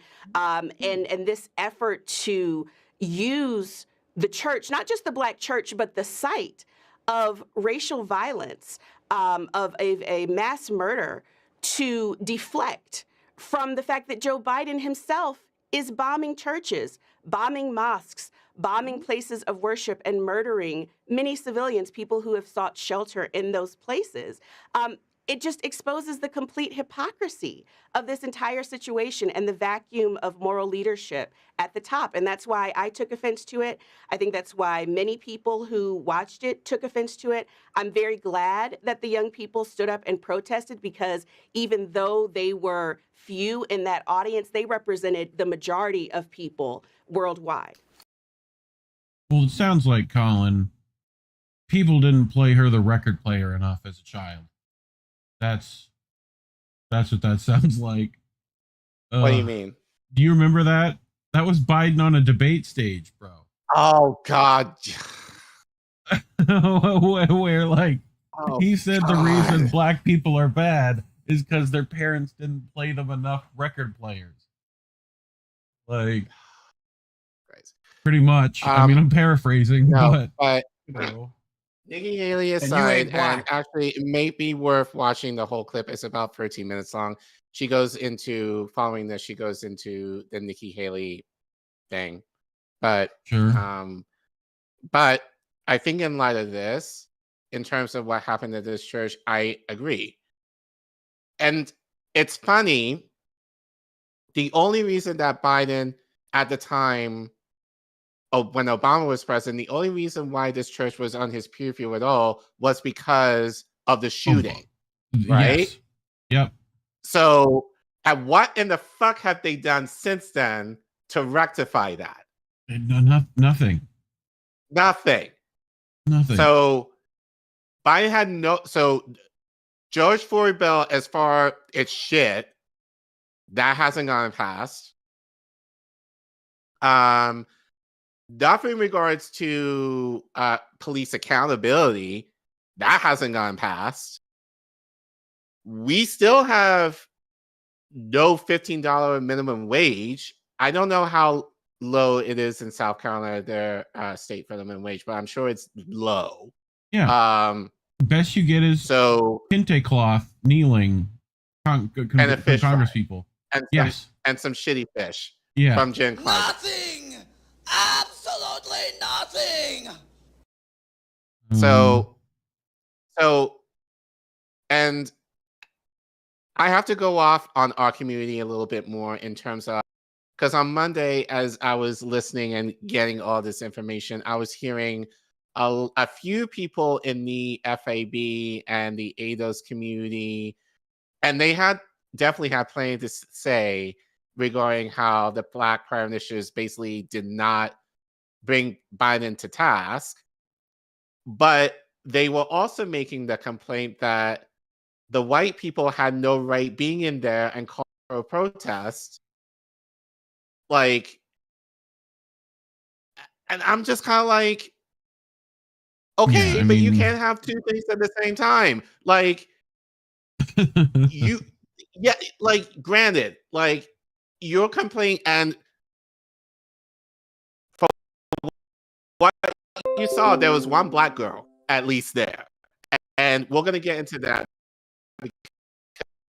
It's not indicative of what the whole scene, and I'll share more of that later. But it was just really infuriating to hear, like, black people basically cutting down these activists, protesters, you know, for being like, oh, you only did that because you care about Israel and Gaza or whatever. Like, when it comes to reparations or anything regarding black issues, white people don't stand up for us. And while that might be true, again, where's the black people making that charge to Biden right then and there when they had the opportunity to? And you can easily make the connection of how, and I'll get more into that later, in terms of how our funding in Israel is affecting black people here. The black people could have done that in that church, and they didn't. And that's the part that is really frustrating to me out of all of that. Have anything you want to say to this or whatever? No. Okay. So, someone who responded to my tweet that I mentioned earlier, and I think this kind of summarizes this whole thing and why I have problems with the black church in general. So, at the Mr. AC said, agreed. I think the problem is how black political organization has always historically been structured. Local leaders, ministers, churches, and community organizers are connected through regional Democratic Party machinery all the way to the federal level and take their marching orders from the top down. Local communities trust their leaders no matter how corrupt and plugged into a self-interest system they were. Whereas young African Americans get their news, information, and solidarity like all other people, young people, online. Case in point, Jim Clyburn. Like, all he had to do back in the last election was tell black people, vote for Biden. And a lot of these are church folk. They listened and voted for Biden. So same shit here, although I'm sure now it might be a little shaky. But at least in this community, he's going to still kind of mention, oh, I'll give you your fish fry, but vote for Biden. And many of those people will. So, but this has been my issue with the black church just generally in terms of, and I mentioned this to you like a couple of nights ago, that my feeling is generally the black church is nominal, I would argue, in terms of dealing with local issues, maybe state issues, but they're kind of shit when it comes to foreign issues. And I'll give you an example. Like, growing up in the church, like my last churches that I went to after college up until really honestly 2 years ago, I was involved in a church movement that did missions. So I've talked about going to Uganda and how I ended up living there for a few months doing working on a children's ministry program. That's how I got connected to that through the church that I was going to at the time. And one thing that I noticed now, my church was predominantly white.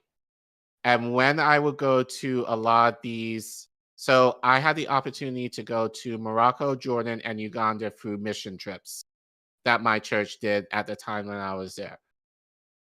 The majority of, not majority, every missionary that I saw that was on the field in these foreign countries were. And then when I went to Uganda, you know, obviously every missionary there was white. The fact that me being a black person who was doing a longer term stint, more than 2 weeks, was very, what's the word? It was rare, like in the sense of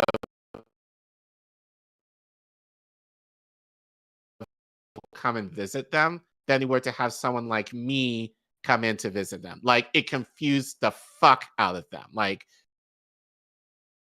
they were trying to place me in terms of, but it makes sense because the mission field is dominated by white people, which I think in many ways can be problematic, especially in the global South, where they might be the minority and they're bringing in, unfortunately, some of these white supremacist things, even though they may not know it, but they're kind of bringing that stuff in terms of their religion.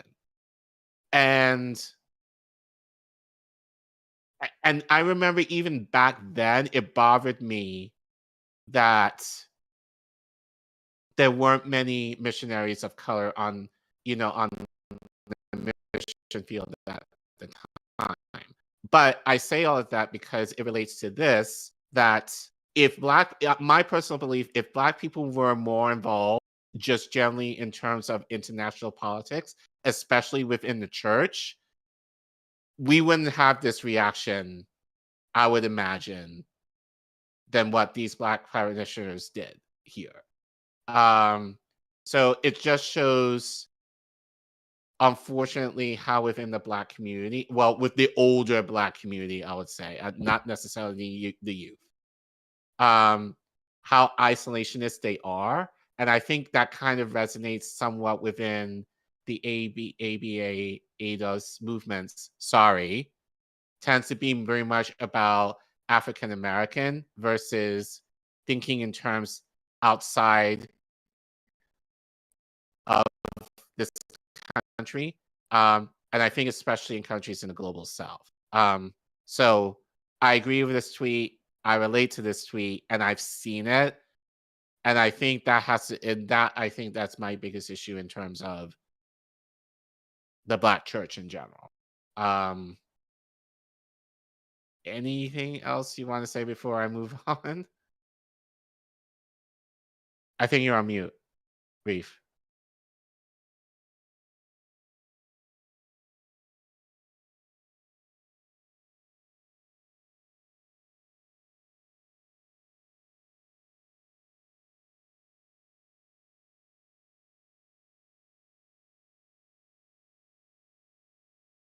Okay, so Reef's sound broke.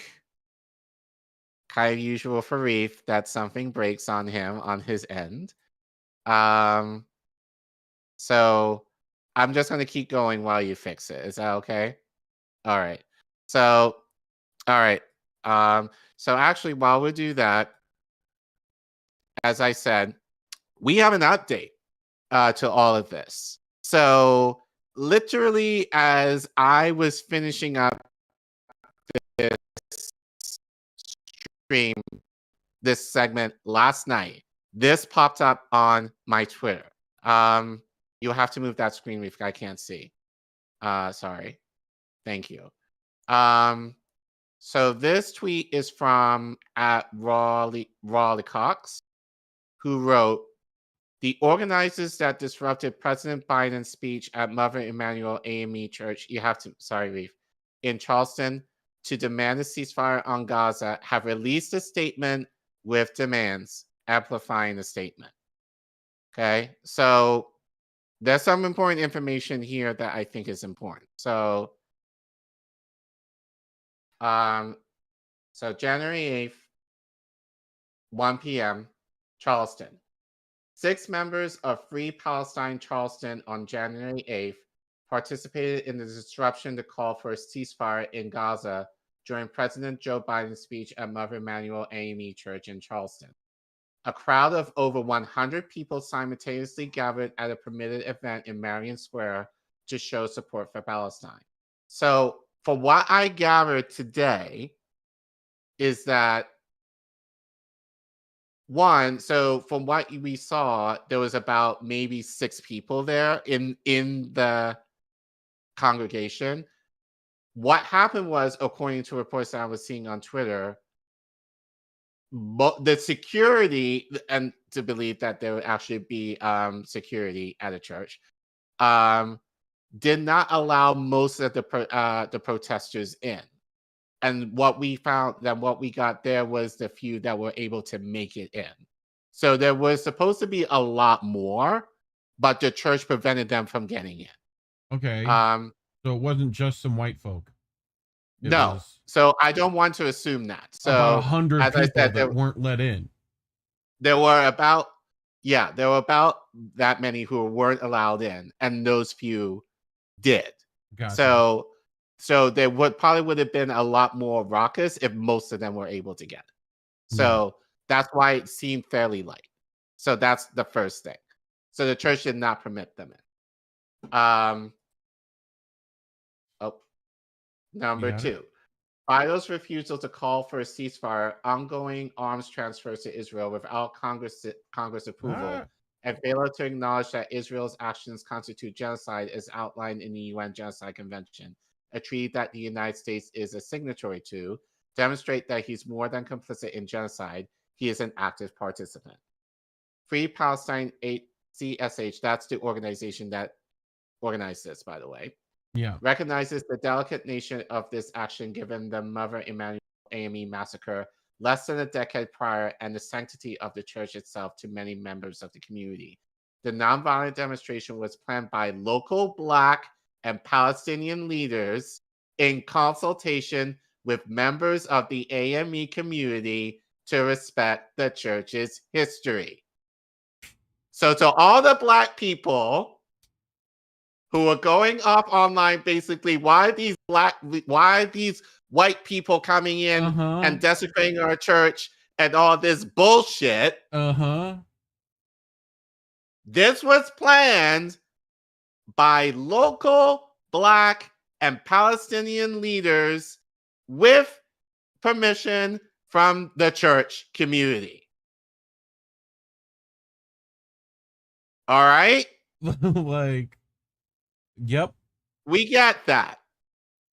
The numbers don't lie, and they spell disaster for you. Oh, but it's better. Okay. They keep going. So, we decided the best way to honor the church's mass shooting victims and its long history as a site for civil disobedience would be to wait until President Joe Biden began his speech to disrupt, rather than retracting from any of the church's esteemed Black elders or devaluing a place of worship. So a lot, again, what I heard on Twitter, they went after and talked down the Black people who were there. Did you see that, Reef? Yeah. Yes. You want to? Well, did you see the protesters talk down any of the Black congregation? No. The elders there. They went after Biden. Yes. And they had the fucking right to. And then those leaders turned right back around and slapped him in the face. But to be clear, this was not a church service. It was a political campaign event. Several Black congregants associated with Free Palestine CHS were also singled out and denied entry to the event, including lead Charlestown Black Lives Matter organizer Marcus McDonald. Yeah. Yep. We find it so disrespectful that President Biden has come to the place of a massacre while actively benefiting and promoting a genocide and a massacre in Gaza, McDonald said. My church missed the mark. It missed the call of Jesus to choose the oppressed, the orphan, the widow, and the refugee over the empire. President Biden has no place speaking from our pulpit to invoke the lives lost at Emmanuel while simultaneously ignoring the thousands of lives lost in Gaza, the bombing of Bethlehem, and the apartheid in the Holy Land. I stand with the heritage to protest that birthed the AME Church to issue the only righteous call to study war no more. We are not free until Palestine is free, said Pastor Darian Jones of Monk's Corner AME. This is the guy who wrote the crime bill. As residents and community members of Charleston, we know that all struggles for liberation are intertwined. Atrocities committed against Black folks in the U.S. and Palestinians in Gaza have always belonged to the same system of violence. Visit Samuel L. Green spoke of Malcolm X and James Baldwin as two righteous leaders in his introductory remarks, both famously strongly supported Palestine for their entire lives and careers as civil rights activists. So, as one of our members said, to begin the disruption, if you really care about the lives lost here, then you should honor the lives lost and call for a ceasefire in Palestine. We must pressure our elected officials at the local, state, and federal levels. But our work doesn't begin or end with a ceasefire. We believe liberation means freedom and justice for all living in occupied Palestine. We believe in humanity and joy, not only to an end to this horrific genocide, but a world in which Palestinians can grow alongside their friends and family. We acknowledge the absurdity of having to even make this ask. Our demands consist of the following. 1. An end to the deadly exchange, the transfer and manufacturing of weapons among the Israeli government, the United States government, and oppressive government regimes throughout the world. Among the exchange 2022 program participants was Deputy Chief Dustin Thompson, Operations Bureau Commander, Charleston Police Department Charleston ex-Chief of Police, the late Luther Reynolds, participated in 2018, and former Sheriff Al Cannon attended a similar summit in Israel in 2009. His trip cost $3,000 and was financed via seized drug funds, the U.S. Post and Courier wrote.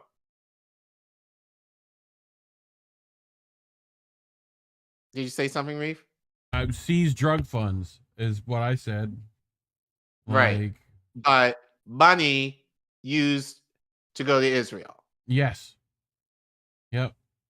That he took from street entrepreneurs, street pharmaceutical reps, you know, the seized drug money, like, you know, taken directly from the people's community. Like, okay.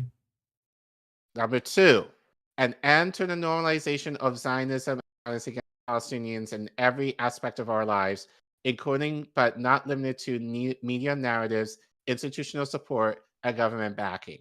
Zionism is a political ideology rooted in white supremacy and Western imperialism that promotes the belief in the establishment of a Jewish state on historic Palestinian land. Evangelical Zionism funds the majority of contributions to Israel and is one of the most powerful lobbies in politics. 3, accountability for elected officials who actively support and even praise Israel's war crimes. Our state treasurer recently signed a bond allotting $30 million of our tax dollars to further Israel's mass murder of Palestinian men, women, and children. We do not want our tax dollars supporting genocide. So even on, well, you have to go up. So even on the state level, there's this bullshit. Yes. Number 4, and this will be the most important for all you black fake ass like activists who are calling out these white people for Israel and making the charge that they don't care about our issues. Number 4, an end to EBIT systems, a facility manufacturing weapons the IOF currently uses to commit its crimes against humanity, operating in Lansing, South Carolina. EBIT Systems invested $35 million in the relocation and recently opened its 135,000 square foot plant in Lansing. It receives tax cuts for its investment. A 2019 fiscal year reported disclosed that companies' extra revenue diverted $143 million from public schools across the state, disproportionately low-income schools with mostly black and brown students. $423 million. Which means this company in South Carolina divested from public schools to fund Israel.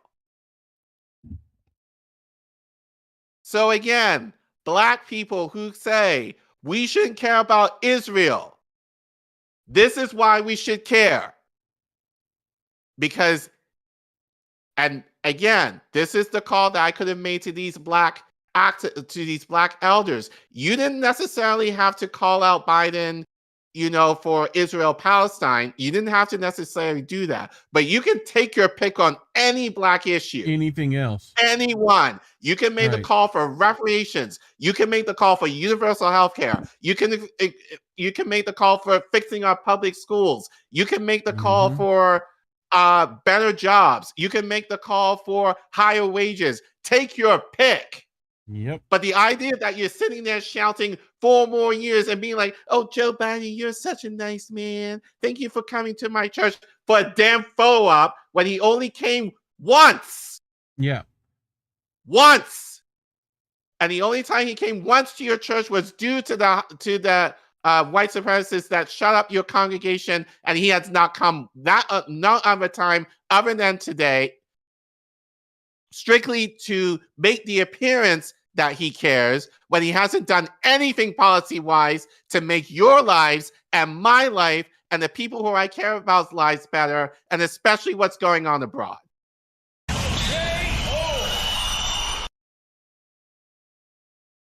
Number 5, a free Palestine, always and forever. And I will continue saying that until I'm blue in the face. And I keep saying this. We need to be more concerned because any money that is going overseas to fund all these wars and all this bullshit can easily go to fund our shit here. And people need to fucking realize that. And so all those people on Twitter who are yelling at cussing me out and saying, oh, Biden's doing the best that he can. He's gotten some shit done. Like, tell me what in the fuck he's gotten done tangibly to make our lives improve. The hood is still the hood. Our schools are still fucked up. And you're all talking about like, oh, these white people have no right to make this call to Gaza. They don't care about Black people's rights and our issues. In this case, they did. Mm-hmm. And they did exactly the right thing that they were supposed to do. And I want to shout them out. It seems like they actually spoke to Black people and Palestinian people. And that's how they were able to make it. And that's the true meaning of solidarity. So that's why we need to do exactly what this is exactly the thing that we should be doing. Yep. And just as a shout out to them, we actually contacted them. We're hoping to have some of these organizations, these organizers on the show at some point, hopefully within the next few days. So we will let you know on Twitter once we confirm that. But I do have a lot more questions besides of what I said here. So, but again, so to all those motherfuckers who are being like, oh, like it's just as you. Shut the fuck up, pay attention, and actually do you more research before you start spouting bullshit online when it's not even factual or it may not be fully correct. Yep. That's my rant for tonight. Anything else you want to say before we move on? No, I think you said everything I needed to say. So, but, you know, I'm sure some people have some thoughts, so leave them down there in the comment section. You know how this goes. Share the stream, like and subscribe if you haven't done that already. We're trying to get to 2K subscribers. So we're almost there. We're getting there. So, but yeah, let me check the Rockfin and Rumbles before we get to our next one. Animators tipped, I think that's $3. Let me zoom so I can actually read stuff. It's $5. Look, Collin, sorry if I missed your comment on this. How do we break the silence of Black churches on foreign affairs? I went to Bellowait College and attended several in all. I got in response to helping end war was we have our own war here in this country first. That's your comment. If I had the answer to that, I'd be a rich man, to be quite honest with you. I think, honestly, if you were, and who is the person? What's the person's name? Animators. Animators. Yeah, thank you so much for your tip. Honestly, I think, unfortunately, any work that you have to do will have to be outside the Black church. I'm sorry. So that could be like if you do stuff on your own, or if you find an organization outside the church that you're willing to partner with, that's doing the work that you support and able to collaborate with them, then I say do that if you really feel called to do that. But I think at this point, honestly, until the Black church needs a renaissance, really, in terms of their mission and like their actual really pushing for progress in terms of what they used to do in the civil rights movement and even prior to that. Like they've really lost their way in terms of how the Democratic Party has basically infiltrated those systems. And look at someone like Jim Clyburn. He's able to make one phone call to all his churches within the state, and basically he has them in line in terms of who to vote for, what they're supposed to do. So that's the system that we're in, and unfortunately, we can't necessarily break from that. And I say this with the utmost respect, and it's going to be morbid as hell, but the boomers need to go. They do. The boomers need to go. Like, I feel once that happens, then things might start getting better in terms of our generations, and many of our generation are not going to church, or at least not in the same way. So, but I think until that happens, whatever you choose to do it outside the church. I think it'll be a lot more fulfilling and a lot more viable than doing anything with the church and you having to fight with people in terms of doing things in the light of being a Christian and then they're not acting Christian-like. Case in point, as you saw at this church. Well, as the atheist of the group, I'm going to let everyone know. Jesus is the bread. Jesus is the bread. So, yeah. Ready for our next one? And Earl of Blood, just really quick, which boomers? I mean, I can make the argument all boomers in general, but I'm talking specifically of Black boomers. And I will make this very clear, not all boomers are like this. Like, shout out to Oz, like one of our comrades in the space. He's of that age, and he's definitely not this. And I know plenty of people who are within that generational gap who actually are on it and really, but it just seems the fair majority, at least the ones I know, are not necessarily radically minded, especially within the Black community, are not necessarily as radically minded as they used to be.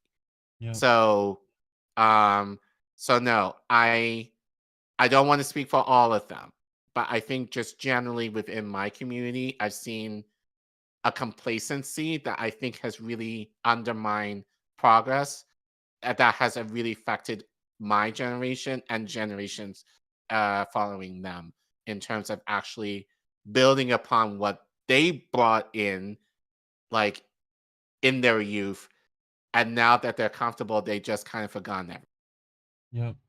Whatever you say, boomer. All right. Well, I'm ready for our next one. Speaking of churches. This is an interesting one. If people haven't been paying attention, there's secret tunnels. Secret tunnel through the mountains. Secret tunnel. Yeah. Secret tunnel. You were waiting to do that this whole night, weren't you? Definitely. Definitely. The joy on your face. Yep. If anyone gets that in the chat, let me know. So, New York Synagogue raid reveals hidden tunnels, Care Bear. Police clashed with Orthodox Jews who fought to defend passages they had apparently dug under the city streets. That, in and of itself, before we even get to the story, is ridiculous. I just wanted to point that out. It's fucking wild. Like, anyway, so police in New York made multiple arrests on Monday after crowds of Orthodox Jews rioted when construction crews attempted to fill in secret tunnels that had been dug under a synagogue. Officers were called to the Chabad Lubavitch World Headquarters. Keep that in your head. to deal with a crowd of young Jewish men who had allegedly vandalized cement trucks brought in by municipal workers to seal off a tunnel under the building. Known locally as the 770, after its address at 770 Eastern Parkway in the predominantly Jewish neighborhood of Crown Heights, the building is the headquarters of the Chabad movement, which is one of the world's largest Hasidic Jewish organizations. Okay? As officers moved into the synagogue, men in traditional Jewish garb began pulling wooden panels off the interior walls in an apparent effort to widen the entrance to the tunnel. Crowds jeered at police officers who tried to pull protesters from the tunnel entrance, and 10 people were arrested following scuffles between police and worshipers, local news site Crown Heights Info reported. So this is from TikTok, who deleted their entire thread, by the way, Collin, on this. It's all gone. This is all I have left of it. Okay. Here's how it all started. Bochurim ripped wooden panels to prevent a cement truck from sealing off the recently discovered tunnels. They then went inside the tunnel and started to learn. The NYPD was immediately called. pic.twitter.com. So, Censored Men had this video, luckily, and grabbed it before it got taken down.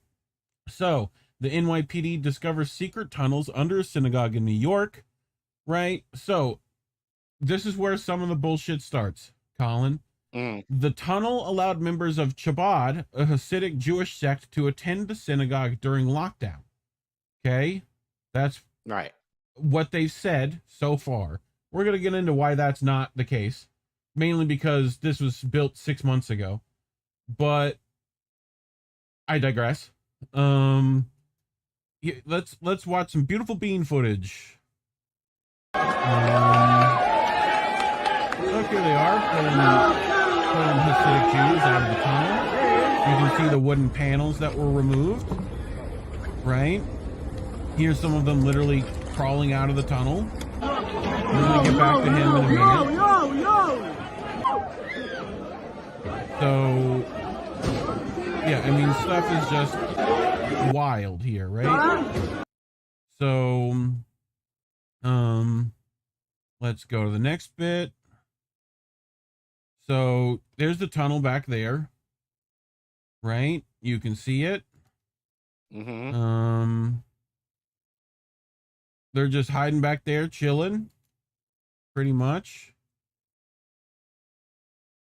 So this guy, let's see if we have sound. So this is one of the cops at this event. Listen to what he says. It's going to be tough to hear, but let's see if you can hear what he says to these people. Here, I'll full screen it for the folks at home. Because there was a guy wanting to go out. There was a guy wanting to go out. It says no already. I want to clear the whole shootout. He wants to clear the whole shootout. I think that's how you pronounce it, right? Shul. It's like the whole thing. They want to fix this tonight. They need the shul clear. And to why we need to expend something. Not like this. Not safe. We don't do that in America. We don't do. You might do that in Israel, but we don't do that in America. That's what he said. So good for him. Anyway, although he's how much hair product do you think he uses to keep that hair together like that? I mean it's typical enough. Italian. Yeah. Italian look, Like, as it is. I bet he knows a nice place to get the fucking Sapa cell and the fucking anyway. I'm getting ahead of myself. I look like Kyle Kalinske, kind of. A little bit, sure. Mattresses were found in the tunnels underneath the Chabad Lubavitch World Headquarters. Collin, why would they need mattresses in here? Especially heavily stained. I mean, did you catch the ridiculous stain on that mattress? What? Yes. Who would use it?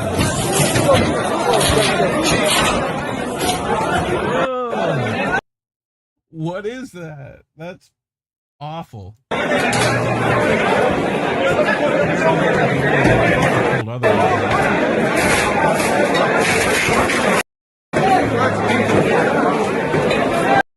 Yeah. So let's get into this Shabbat movement, shall we? The Jewish Shabbat movement, which dug tunnels in New York City, holding a tiny soiled mattress and a high chair, we'll get to that high chair in a minute, has long been linked to child sex abuse. Hersher Pecker, one of its most prominent members, admitted in 1991 to doing things that shouldn't be done to a 5-year-old girl. He admitted this.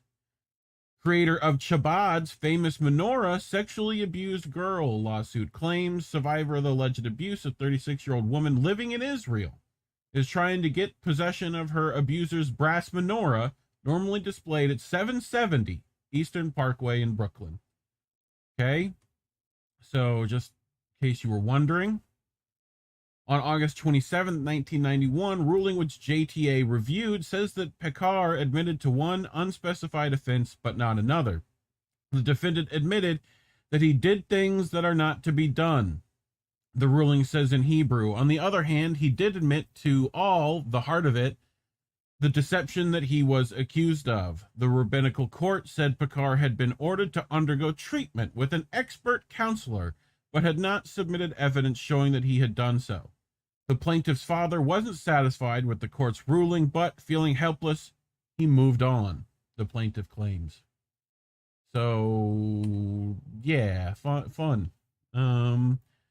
Multiple entrances to the tunnel system were secured, Crown Heights Info said. It is unclear when the tunnels were dug or for what reason.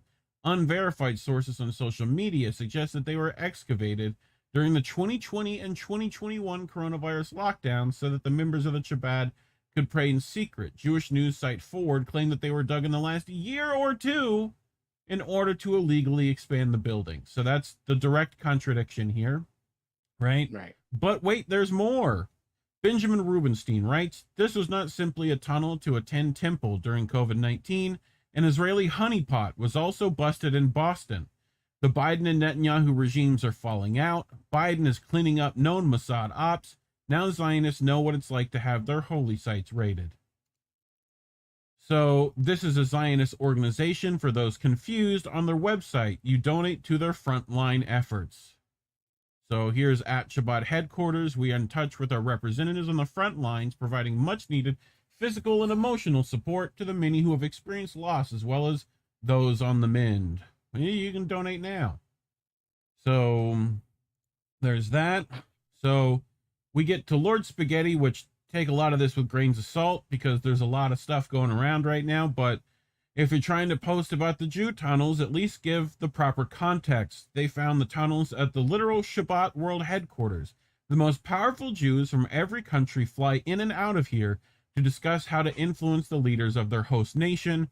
They have been in the ear of every president since you've been alive. Let's count them up. Look, Donald Trump, George Bush, that's Reagan.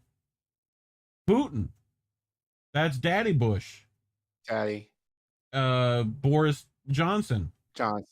Right? Guess what? There's a few more. Look at that. Zelensky.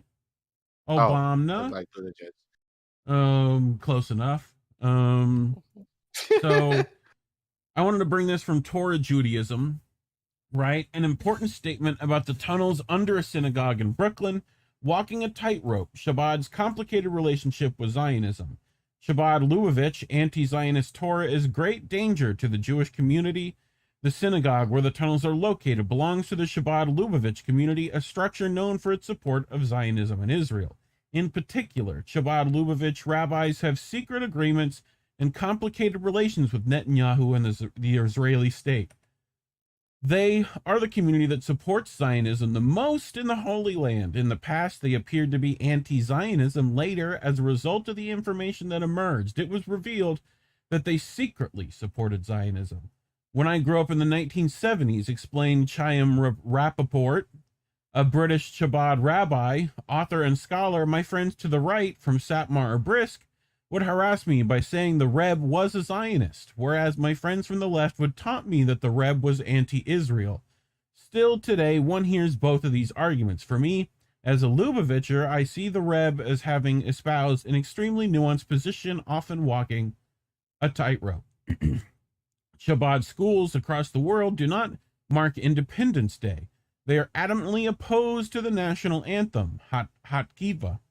Even waving an Israeli flag or having one in a Shabbat center is frowned upon. Nonetheless, the strong support Shabbat offers Israeli soldiers is well documented, as are the meetings of numerous Israeli heads of state with the late Shabbat leader at his office in Brooklyn, who sought his counsel on internet and even security affairs. Throughout the years, the Rebbe received correspondence from and was frequently visited by senior officials in the Israeli government and IDF. Rappaport writes in his book, The Afterlife of Scholarship, the visitors included 5 of Israeli prime ministers, Menachem Begin, Yitzhak Rabin, Shimon Peres, Ariel Sharon, and Benjamin Netanyahu, who visited the Rebbe in Brooklyn at various stages of their career.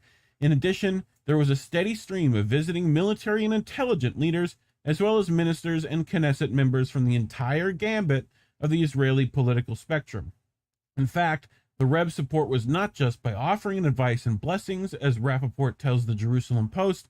The Rebbe once gave $10,000 to Rabin as a contribution for building the land, so he recognized that the state of Israel was good for the Jews, and that it provided a homeland for our people in the Holy Land. So why the opposition to the state's Independence Day national anthem and flag?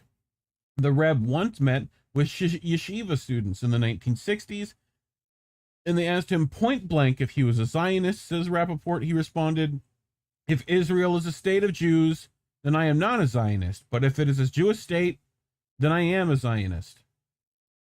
What, Collin? How does, what? Like, if Israel is a state of Jews, then I am not a Zionist. But if it's a Jewish state, then I am a Zionist?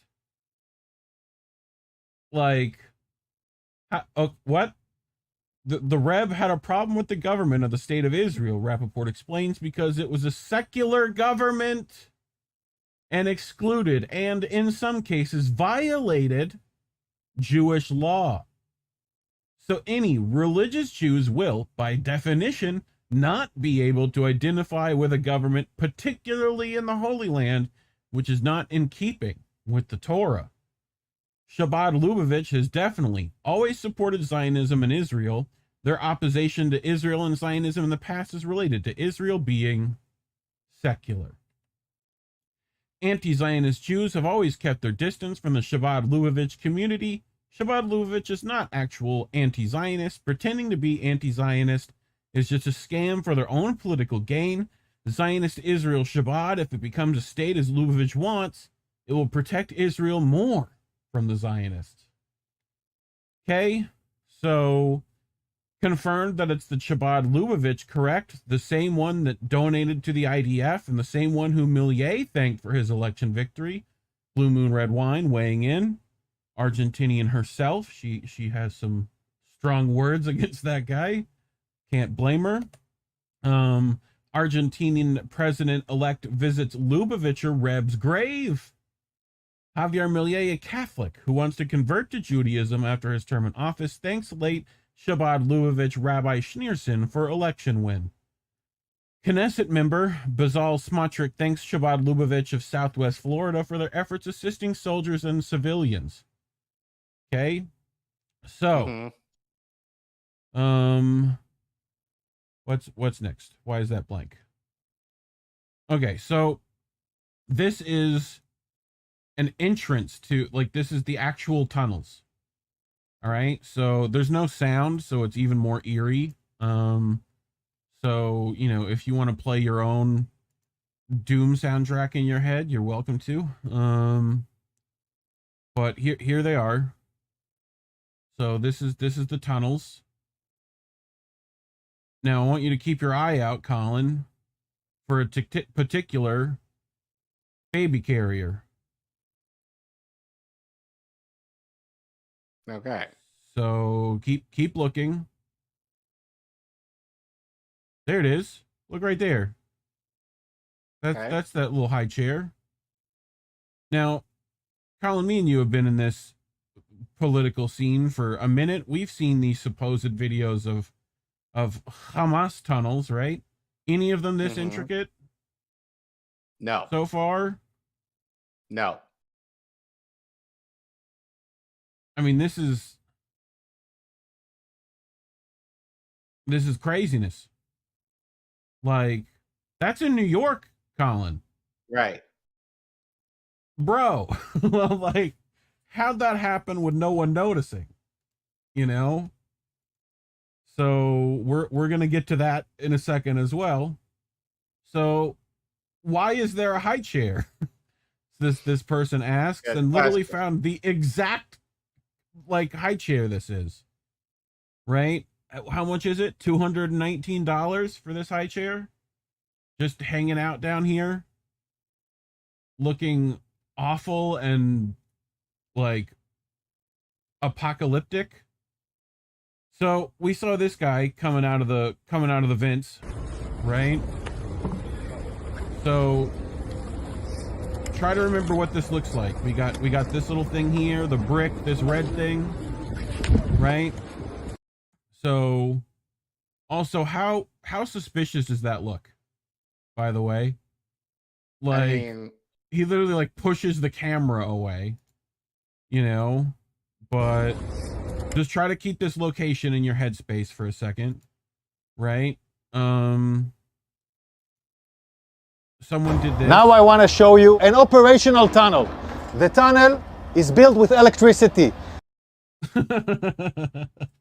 That's that Israeli guy talking about tunnels, which is just amazing. So here, Collin, let's this is that same location, right? Mm-hmm. The brick with the thing and the thing. They've covered it up. But let's get a look on the inside, shall we? So we've got milk crates, right? Wood. So now, again, keep this location in your head because we're about to look here. Would you like to know where this location is, Collin? No way. The underground Jewish tunnels found in New York are connected to the local Children's Museum. Okay, so it was 770, right? This is Kingston Ave, not too far away, right? So we'll get a better map in a second, but like, I mean, that's clearly the same spot, right? Mm-hmm. So we're gonna get to that again. So this guy said it could be connected to the bank in the neighborhood as well, not for a heist, meaning they could launder cash easily. Who owns the bank, right? So this is 770 tunnel to bank. So here's this Jewish Children's Museum, right? Over here. Here's the bank over here, and here's the Shabbat Center. Okay? So right. Just in case we're wondering, right? Of course, there's a Bank of America in the middle of all of that. Yes. So this is such a good idea. It probably already exists. There's probably some tunnels to banks right now. Future bank heist, the police surround the bank, and the robbers exit through the tunnel and get away with the money. This happened in Argentina a few years ago. Okay. So back to this RT article, it is unclear when the tunnels were dug or for what reason. Unverified sources on social media suggest they were evacuated during the 2020 and 21 coronavirus lockdowns so that members of the Shabbat could pray in secret. Jewish news site Forward claimed they were dug in the last year or two in order to illegally expand the building. Video footage posted in December and reports from the Shabbat on Monday suggest that one tunnel connects the synagogue with a disused mikveh on nearby Union Street.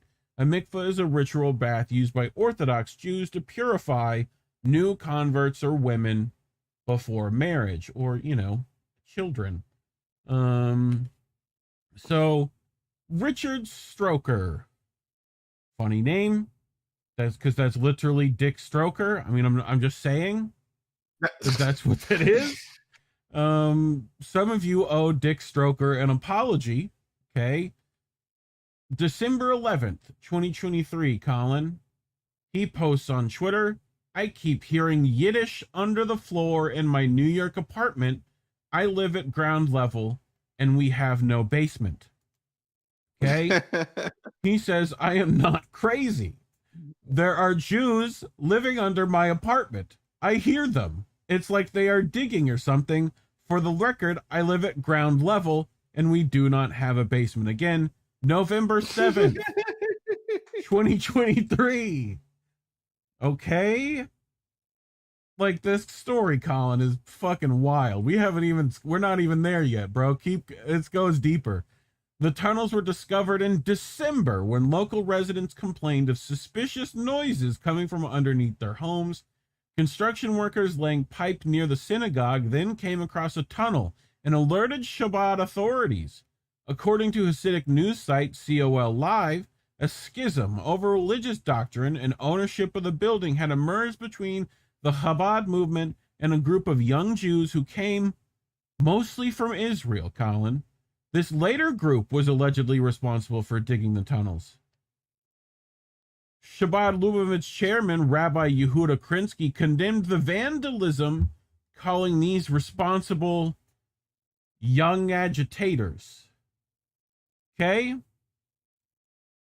These odious actions will be investigated and the sanctity of this synagogue will be restored.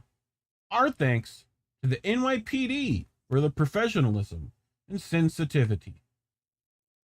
Jory Mika on Twitter, now Zionists are blaming Gen Z for their underground tunnels in New York City. The disgrace, here's Shaya Ralchik, right? The disgraceful teens who dug underneath the well-respected synagogue did so on their own after being explicitly told not to. They were against synagogue leadership. Gen Z has taught that nothing is more important than their feelings, and now they're emboldened to act entitled and spoiled with zero regard or respect for others. We keep seeing this time and again in all our institutions. We must fix the broken education system. The future of our country depends on it. Anyway, censored men. The Hasidic Jewish community is one of the strictest communities on earth. We literally saw videos of men being arrested, men rioting, and men coming out of the tunnels. Those were men, manly men. Like, to try and say those selfish Gen Z teens built those darn tunnels is laughable. Laughable indeed, censored men. Laughable indeed. So... those damn kids. Oh, why is there... So... The history of Chabad Jewish tunnels uncovered. Aleister Crowley wrote about the pogroms being due to reoccurring evidence of Jewish ritual sacrifice throughout Europe. These tunnels in Moscow were used as escape routes under the synagogue. This has apparently been going on for centuries. That escape route looks exactly like the one in Crown Heights, Brooklyn. I'll show you that in a second. So, Aleister Crowley first was an English occultist, philosopher, ceremonial magician, poet, painter, novelist, and mountaineer. So, just some of this might be a little sketch. But here is the Moscow Chabad, right? I don't know if it's Chabad, but why is there no sound on this one either? What happened? So he's going to show you the synagogue anyway. So the shul was built in the late 1800s at a time when the Jewish people experienced pogroms. So what did the Jews who built this synagogue do? They made a tunnel. And this tunnel exists until this day. I can lift up this stone and look at this. Look inside. There's a tunnel, Care Bear. Secret tunnel. If there was a pogrom, they'd go in here. They'd escape from the shul, outside of danger. Now we're going to meet the rabbi of the shul. Come here. Rav Kogan. This is the rabbi. And he's showing him, like, hidden Jewish stuff, where it's like, we gotta be Jews hidden. Right? So, next. Here's a following excerpt from the Talmud, Avodah Zarah 10b, that sounds very similar to the story of Jewish blood libel. Ask yourself how this could be a lie if it's in their own scripture. had a certain underground cave from which there was a tunnel that went from the house to the house of Rabbi Yehuda Hanasi. Every day he would bring 2 servants to serve him. He would kill one at the entrance of the house of Rabbi Yehuda Hanasi and would kill the other one at the entrance of his house so that no person would know that he had. Okay, so an excerpt from one of Crowley's writings on Jewish pogroms and ritual sacrifice. Human sacrifices are today practiced by the Jews of Eastern Europe. Human sacrifices are today still practiced by the Jews of Eastern Europe, as is set forth at length by the late Sir Richard Burton in the MS, with the wealthy Jews of England have compassed heaven and earth to suppress, and evidenced by the ever-reoccurring pogroms against which so senseless an outcry is made by those who live amongst those degenerate Jews who are at least not cannibals. It is to such people, indeed, that we are to look for the highest and subtlest spiritual knowledge, he asks. So, yeah, Jake Shields here saying, don't Israeli my meme. I'm definitely going to Israeli your meme and steal it and put it right here. The ADL says cement trucks are now a hate symbol. I believe this is fake. The image of a cement truck is an anti-Semitic symbol used by white supremacists to imply that Jews dig tunnels to be used for child trafficking. This comes after a tunnel was discovered under New York Synagogue. So, yeah. Why is there no... I have more to this. Hold on. Let me refresh and see why things aren't loading. Refreshies? Oh. But thoughts so far, Care Bear? Besides how bizarre this story is, and you kicked me off of slides, by the way. Okay, yeah, I just refreshed it. Hold on. I have to go to our actual slides and refresh them. Google Slides. But yeah, thoughts so far? I mean, you've lived in and around New York. How you think? Yeah, but I never seen that. I've never been in a synagogue, at least in New York. Actually, no, that's not true. But I am wondering about the connection of these tunnels here and then these tunnels in Israel. Russia, yeah. Like,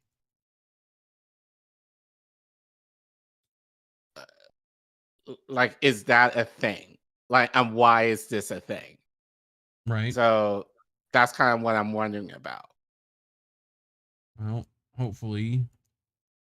Let's go back here. It's still missing stuff. But anyway, yeah, I mean, this is as much as I got through this, so, you know, but yeah, kind of wild, right? Yeah.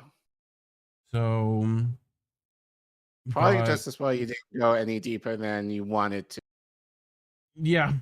I think I got through most of it. So yeah.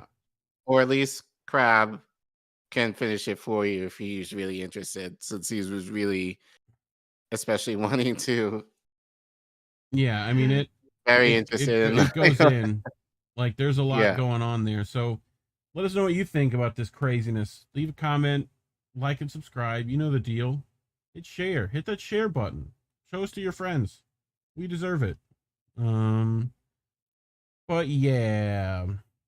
So you ready for our next one? Pretty much. No, until you give me the code. Oh yeah, I got to do that, don't I? Here, hold on. Let me go here, and then start remote, and then there you go. Same code as last time. Same code. Yeah.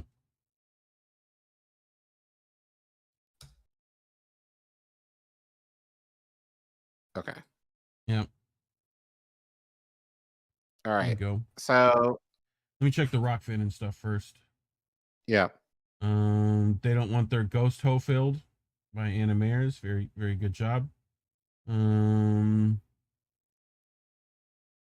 me look on Rumble, see if there's any lizard people there. Nope, no lizard people. All robots. Okay. Well, I'm ready. So, Right. extra story. Yeah, we have an extra story. I felt ambitious. And we need content. Since we have less shows going on right now. Yeah. But so I know like we've talked about Africa in terms of Israel, and then just Africa in general. And I feel like and I know that and there have been people online who kind of say, "Oh, you guys are so focused on what's happening in Gaza and no one's talking about what's happening in Congo and all that kind of stuff. You know, there's stuff happening there too." Which, to be fair, there is a point. To be fair. But even with Africa, as we reported, there's shenanigans there, especially given what's happening with Israel right now.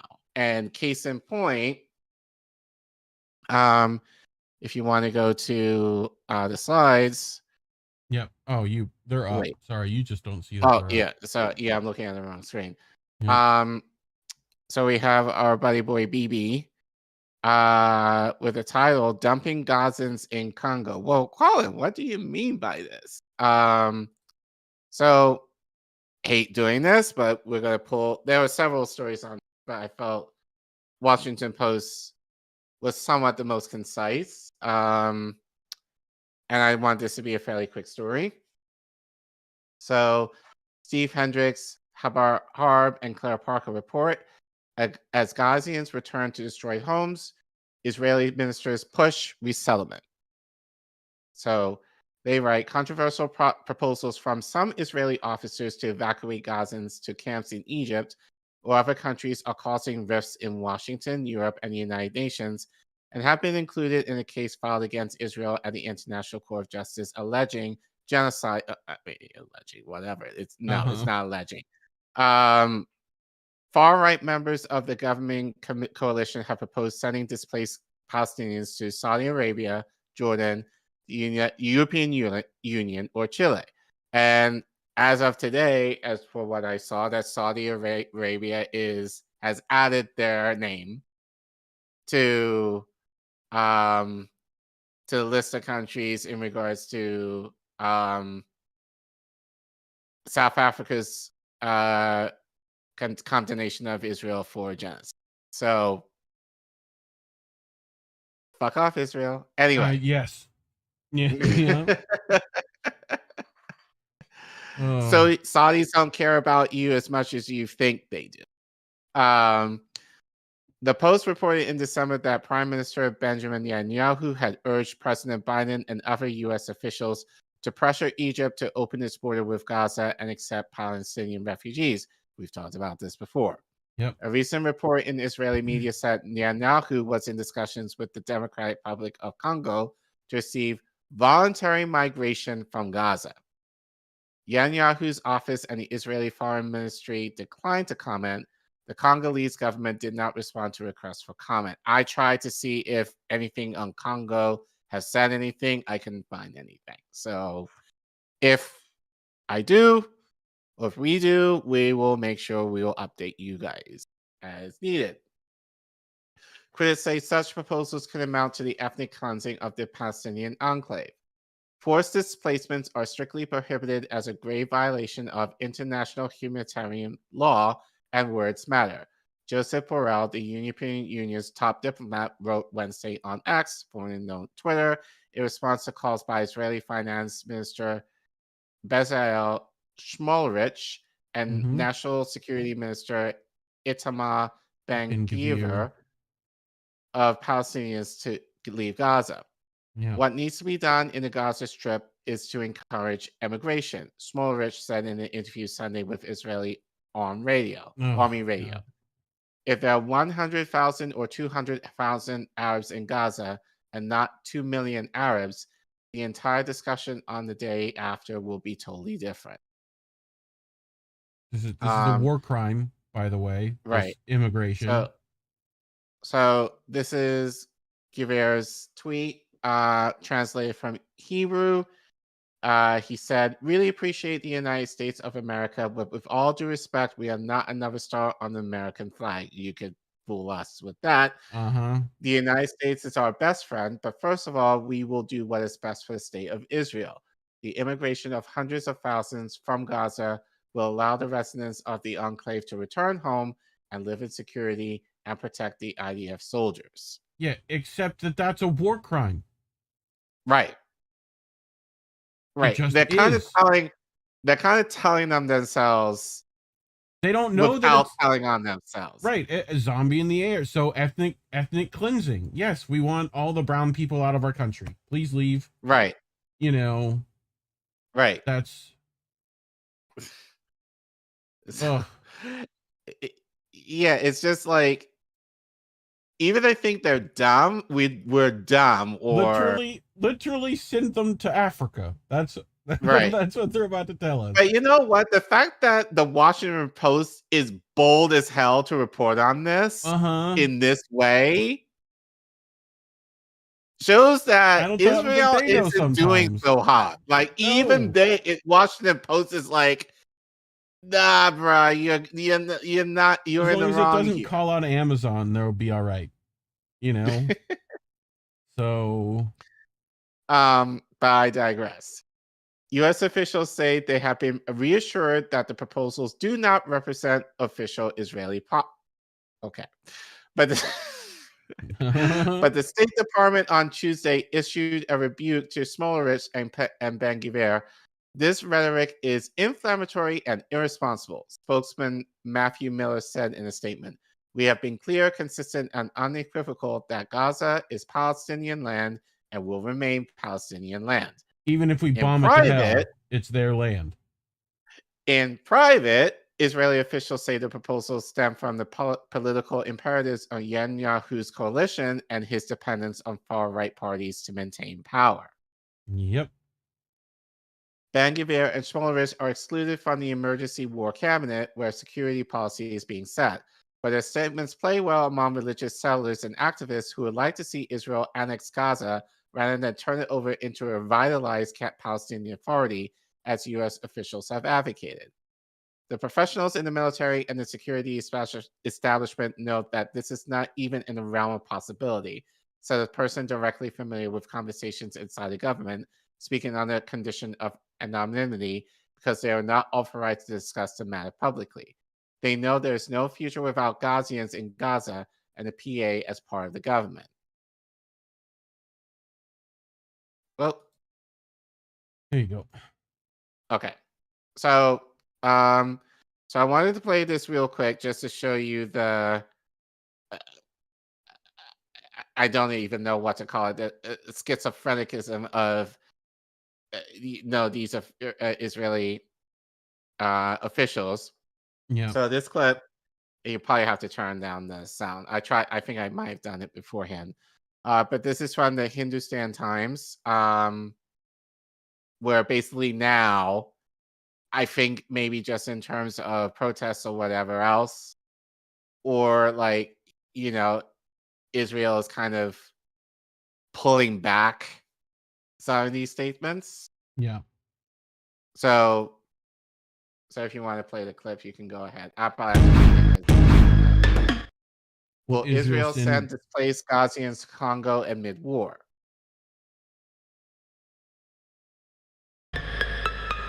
Third NATO nation warns Israel after stunning report. You could probably play it, but just not play the music. Yeah. Israeli officials dismiss this report as an illusion. What? It is an illusion. This is not the report you're looking for. Right. Like. Senior Israeli official denies report that Tel Aviv will send Gazans to Congo.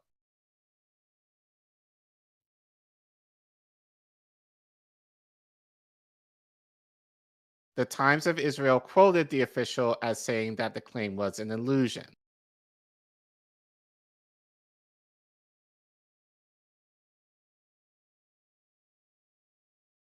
Israel to send Gazans to Congo. There are those in Israel who think that there is a willingness on the part of Gazans to emigrate voluntarily. What is that? Israeli official quoted by the Times of Israel. Right, like this voluntary immigration bullshit, which is a war crime and also not voluntary. You are Right. forcing them by bombing their country. Like, anyway. You can keep going. Because these run very slow, so. Slow. Yeah, You I could probably probably speed 'em read up. it in the comment before. It's a baseless illusion, in my opinion. No country holds over 2 million people, or 1 million, or 105,000. I don't know where that idea came from. Uh-huh. Probably from you. It could be between Congo and Gazans, but Israel is not conducting any talks with any country on this issue. I don't want to say it's fake, Pause. but it can't. Pause. They're not talking to any country on this issue is not the fucking, like, dunk they think it is. Because that means you don't give a fuck about the people you're displacing, like, even to do that. You just, like, no, we just want to bomb them all. It should work out fine. Like, why should we try to find them homes? Let Egypt Right. take them. Like, go. They can go that way. You know? I don't want to say it's fake, but it can't be through us since we have no connection to it. The Congolese can talk to the Gazans and ask them to move to Congo. And why the fuck would they want to do that? Right. Let's say Schmolowitz wanted to do it. What can he do? We're not part of this. We're not in a position where we can bring people from here to Congo. We're not in the loop. I don't know how you can't be. The Times of Israel's sister site, Isman Israel, reported on resettlement of Gazans.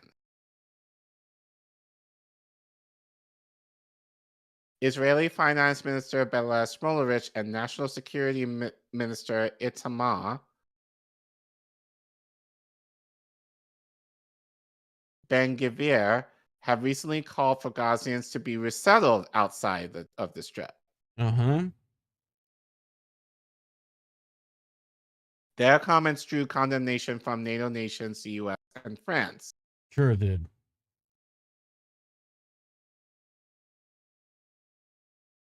Now, another NATO nation, Germany, has also warned the two Israeli ministers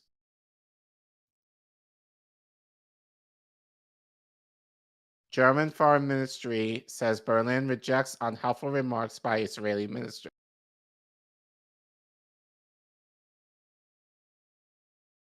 Berlin. There must neither be any expulsions nor any territorial reduction of Gaza. Yeah. UN Special Rapporteur also called forcible transfer of Palestinians act of genocide. Yeah, it is war crime under law. He warned that Congolese or other states officials will be guilty of aiding. So there's a tweet by Adequate Housing, those of you who are listening, who says, forcible transfer of Gazian population is an act of genocide, especially given the high number of children. Congolese or other states officials will be guilty of aiding and abetting genocide if they agree to any transfer of population. Right. So, yeah. No one wants to deal with this. No.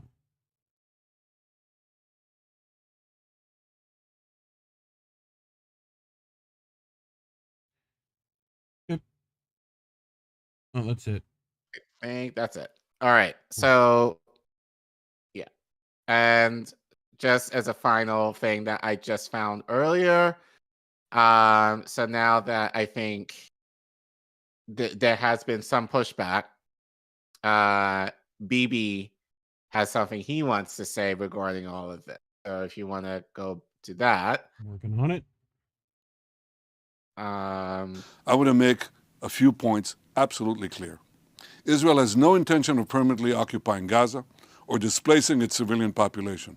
Yeah, okay. Israel is fighting Hamas terrorists. No, you're not. Not the Palestinian population. Yes, you are. And we are doing so in full compliance with international law. No, you're not. The IDF is doing its utmost to minimize civilian casualties, no, you're while not. Hamas is doing its utmost to maximize them by using Palestinian civilians as human shields. We've covered why that's not the case either. Your own army protested you making human shielding bad. They protested your law saying you couldn't use human shields. Your own army protested that. So IDF urges Palestinian civilians to leave war zones by disseminating leaflets, making phone calls, providing safe passage corridors, while Hamas prevents Palestinians from leaving at gunpoint and often with gunfire. Our goal is to rid Gaza of Hamas terrorists and free our hostages. Once this is achieved, Gaza can be demilitarized and de-radicalized, thereby creating a possibility for a better future for Israel and Palestinians alike. Why the fuck you lying? Why you always lying? Oh my God. Stop you fucking lying. Yeah. Oh, and by the way, he got ratioed for this. Oh, I bet he fucking did. But yeah. So, like I said, if there's any more information to this or any updates, like I said, I'll see if I can pull anything from Congo to see if they're saying anything, but it would be extremely difficult to. But if I find something, I'll update you. But yeah, just to let you know that Israel is still up to the shenanigans, and now they're kind of being like, "Oh, we didn't say this show. Like we didn't. We would never. How dare you say Hamas using human shields prevents the IOF from using the Hannibal Directive? Yeah, exactly. Don't look into what that is. You know, don't do that. Whatever you do, don't do that. But anyway, craziness. Make sure you leave your comments. Put them in the comment section below. Like and subscribe as always, and please share. Only you can prevent suppression. So we appreciate all the help we can get. We're trying to get to 2K. Make that happen, please. We love you. So, and let's see. Did we do it? No one subbed, unfortunately. How dare you? You know who you are. How dare you? But I think we got mostly our fam here, so it's okay. And we have some new faces in chat, I see. So yeah, I'll take it. But thank you guys for the stream, and thank you guys for a little later, but hopefully it was worth y'all stuck around hanging out and chilling and chatting and all the things. So as we said, last week, some folks at INN are pulling back a little bit, just taking some time to, take care of themselves and take care of their families and all that. Things are still happening. So things are still happening, but a little less frequent. But Unity stream with Dave DeCamp. Dave DeCamp, Robert Durden, Misty, we're all together.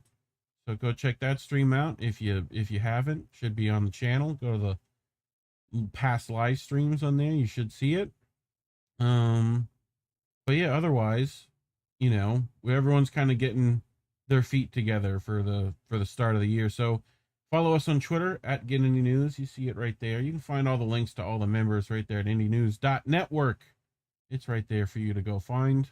So easy way to keep up with us. But yeah, anything else?